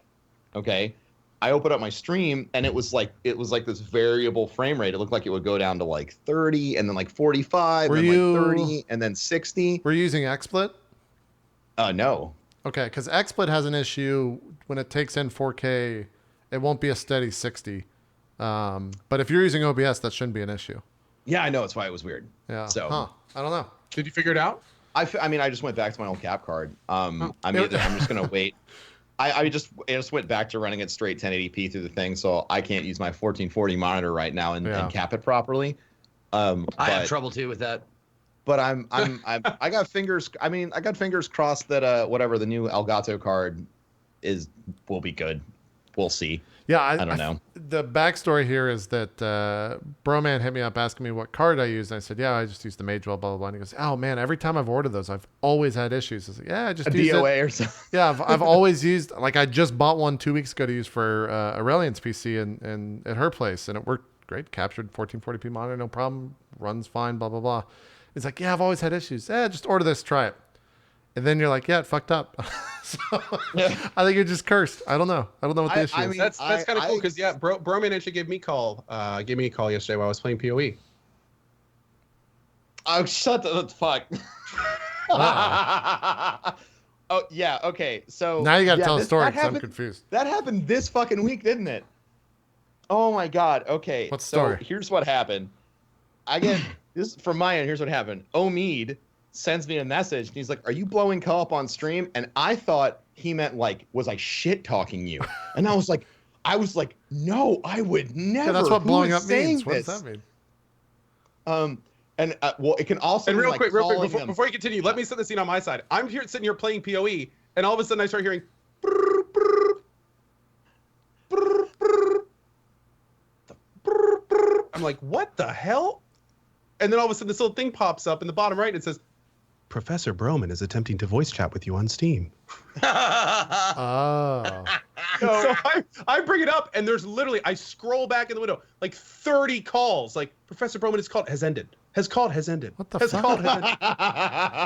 What happened? So I'm playing a raid, okay, with like a Destiny 1, like where we're getting excited for the PC beta, we're talking about stuff. So I'm playing a raid and I have my controller plugged in, obviously, right? But all my wires run under my desk. So I thought that my controller was plugged into my PlayStation, but it was plugged into my PC. So it was wirelessly connected to my PlayStation and playing, but hardwired into my PC. It opened Steam Big Picture mode. It opened up of all people, and then was just chain calling him like every time I pulled the trigger. People watch me play PoE during this. What the fuck? That's so random. Everyone in chat's like, quit calling or are you calling Or like, Co's worried about you. Did you get hacked? Oh, yeah, dude, for like a good half a minute, I'm sitting here like I picked up the call, and I was like, hey, Broman, are you there? Am I talking to Broman's cat? What's going on? And then all of a sudden, chat starts erupting like, no, they probably got hacked. They're trying to get your IP. Don't accept the call. Don't accept the call. Yeah. Jesus so I'm Christ. here. The Russians have P? What? Yeah, I think it's some Russian guy, and I was like, no, I have two-factor. And they're like, no, you have two-factor, you fucking idiot. And I'm like opening up Steam on stream, and I was like, look, it's two-factor. Like, it's telling me thanks for two-factor. Do you want token authentication? I'm like, I did this. And then I'm like, I even said on stream, I was like, Broman probably has hundreds of friends. There's no way he'd like randomly call me. Like, like this has to be fucking targeted. crazy. yeah, and I'm like looking and I'm trying to figure it out. I shut down Steam on my streaming computer. I turn all that shit off, and the calls stop. And so I'm like, okay, well obviously the calls are coming from my computer. What the fuck? And so like I'm blah blah blah. And I'm like, oh, my controller's charged all the way, and I unplug it, and then I don't get the unplug signal from my PS4 or whatever, and I was like, oh shit. And I look under my desk and I see the wire running to my USB hub for my streaming PC, and I was like, fuck. That sucks. That was about the time I got the Twitter PM like, holy shit, dude, I am so sorry about that. Yeah, I literally was like, I'm really sorry and embarrassed, and I'm so sorry. I was just like, that was awesome. I was laughing the whole time. Like, it was great. Laughing. I was glad it was like you have a sense of humor, but like God, like if it was like, I don't know, like what if I like everyone's got a sense of humor, but like I'd feel like shittier if it was someone I had less contact with, like Lyric, like we played together one time and now I'm fucking calling him in front of 30,000 people and over again. Like I would feel like shit. I still feel I just picture Ko like getting messages like, don't do it, hang up, and kicking over his fucking PC, like lighting it on fire, like Gene Hackman, like, why are you blowing up your PC? Because you made a phone call. What's the name of that movie? I haven't seen that forever. Enemy of the State. Enemy of the State. That's right. Yeah, Gene Hackman, Will Smith. Yeah. You made a phone call. It's a good movie. But yeah, that was great, man. The only time I've ever done like a Skype call in the middle of someone's stream was when I called, funny enough, bringing it back to XCOM, when he played XCOM for the first time like a year ago. He was live on stream playing it, called him on Skype until he picked up the phone, and I just screamed, "You fucking suck," and then I hung up. That's the only time. What? Because I was just, me and TB were just trolling him the entire time. Oh my God, dude. And it was good. It was good. I enjoyed that. There's a clip of that somewhere out there. I don't know if it still exists. He might have deleted it, but I had fun with that. Let's do some shout outs and call it a show. We're like 10 minutes from ending, but it's good. Yeah. Broman, thanks for coming on. Appreciate you jumping on after your power went out. Yeah, pushing through the issues. Yeah. Hey man, anytime. Do some shout outs, sir. I'm Professor Broman. You can follow me on Twitch and Twitter as Professor Broman, or on YouTube as Ben WCA, because branding, and that was in high school. As you can tell, look at this little bumper. As you can tell, I have some cool sponsors like G Fuel, who launched a new flavor today. Yummy. Discord app. Stream and use Discord, and also no one will steal your IP with it. And I'm the charity director of GuardianCon, which is a convention and charity event that we talked about at the beginning of the stream. It's happening this year in September in Tampa, Florida, and we are going to be having streams with various broadcasters from various communities all throughout the year. And this year we're aiming to raise $2.4 million for the kids at St. Jude. That's me. Fantastic. Have a great time next week. I hope everything goes smoothly. Not only for you, but also just for the game. I hope it's a good launch. Yes, that.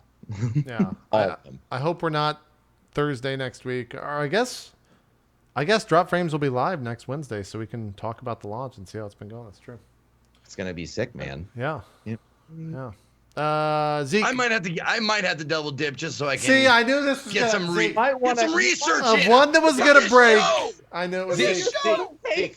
Zeke, as the ambassador of Drop Frames to Destiny 2, I would kindly request that you please play on console, and that way we can talk about it and figure it out then. I'll see what I can do. I'll have to see what I can do. Zeke, do some shout outs. Oh, what's up, everybody? Thank you to Professor Broman for pushing through his issues and joining us talking about Destiny 2. I can't wait for the release. And I hope that you just crush this week, next week, or whatever. I'm Variety Broadcaster. You've seen my spiel before. Start at noon Pacific every day, playing a whole myriad of different games. Tomorrow, God, I have 3 games that I want to play tomorrow. I want to play XCOM. I want to play Mario plus Rabbids. And I want to play Path of Exile. So There's only one answer I have there, Zeke. no fucking idea what I'm going to be playing tomorrow. So we'll see. You know what But, I'm excited about, Zeke, is that Twitch is down. It's just more Path Yeah. of Exile time, baby. I'm just going to open up that game as soon as we Well, I was enter. going to say, JP, and I think a lot of people in chat may agree with you here. I mean, if you shut the stream down, you're going to take the only Twitch entertainment these fine people have. I know. It is true. I mean, if you, I mean, a lot of people are counting on you to keep the stream up. I am streaming with XSplit at the moment, though, so it's just not going to deliver that crisp gameplay that OBS will, you know. So I tried to chat. I'm sorry. Oh my go do god. some shout-outs. Absolutely. My name is Ko. Hi, it's nice to meet you. As always, a big thank you to Zeke and JP, and a special thank you to Broman. It has been a hell of a fun show, even though it was a private VIP show for you guys. I am in the same boat as Zeke, except I have 4 games I'm trying to deal with. Tomorrow morning, we're going to continue the Evil Within DLC. We finished Evil Within this week. It was incredible, and now we're working through the DLC, which, by the way, if you have never seen the Evil Within DLC and you like Evil Within, definitely check it out. It actually explains a lot of the story. You see a lot of the stuff that it never goes into in the main game that really fleshes out the whole world and everything. So if you're going to play Evil Within 2, tune in tomorrow. We're going to be continuing the DLC at 8 a.m. Then we also have XCOM2. We're going to be playing some of that. Hopefully the Destiny 2 beta a little bit tomorrow afternoon if it's still up. Then we also have Darkwood, which we want to dive into, and Path of Exile, and it's great to have a lot of games again. Anyway, 8 a.m. every single day, twitch.tv/CohhCarnage. Hope to see you there. And as always, thank you for watching. I heard that Darkwood game is real fucked up. It's real good. Is it? It's like Okay. a top-down, old-school horror survival game. I played it back when it was an alpha. Just got released last week. Super good from everything I'm hearing. Definitely That's on radar my one. list too. I have it fucking installed and everything, ready to go. Because people are saying like horror. Huh. Yeah, it's cool, and also apparently pretty difficult, so it could be fun. Interesting. I might have to watch you guys play that because I'm not playing that fuck horror games, man. Jesus Christ. That's it. You guys are banished from Twitch now. We're shutting the stream down. All right. Shutting the rest of Twitch Bye. down, which is us. Twitch is going down. They've The final actually pillar collapses. the live in reason front that of all- Twitch is still messed up is because our stream hasn't gone offline. I just said fuck yourself, Twitch. I'm not It's taking it gonna offline. happen, dude. Yeah. So the These second I things go happen. offline, died like 3.5 minutes after I shut my stream off. Just saying. yeah. Sorry. Sorry. Bad. We'll see you guys next week, and we'll be talking probably Destiny launch because it's gonna be out, which is exciting. Zeke will probably play when we're live. We're out though. Yeah, We'll see and you I have next 2 time. weeks worth of indie games to talk about. Jesus Christ. Okay, we're out. Yes. See you later. Bye bye. Bye, guys.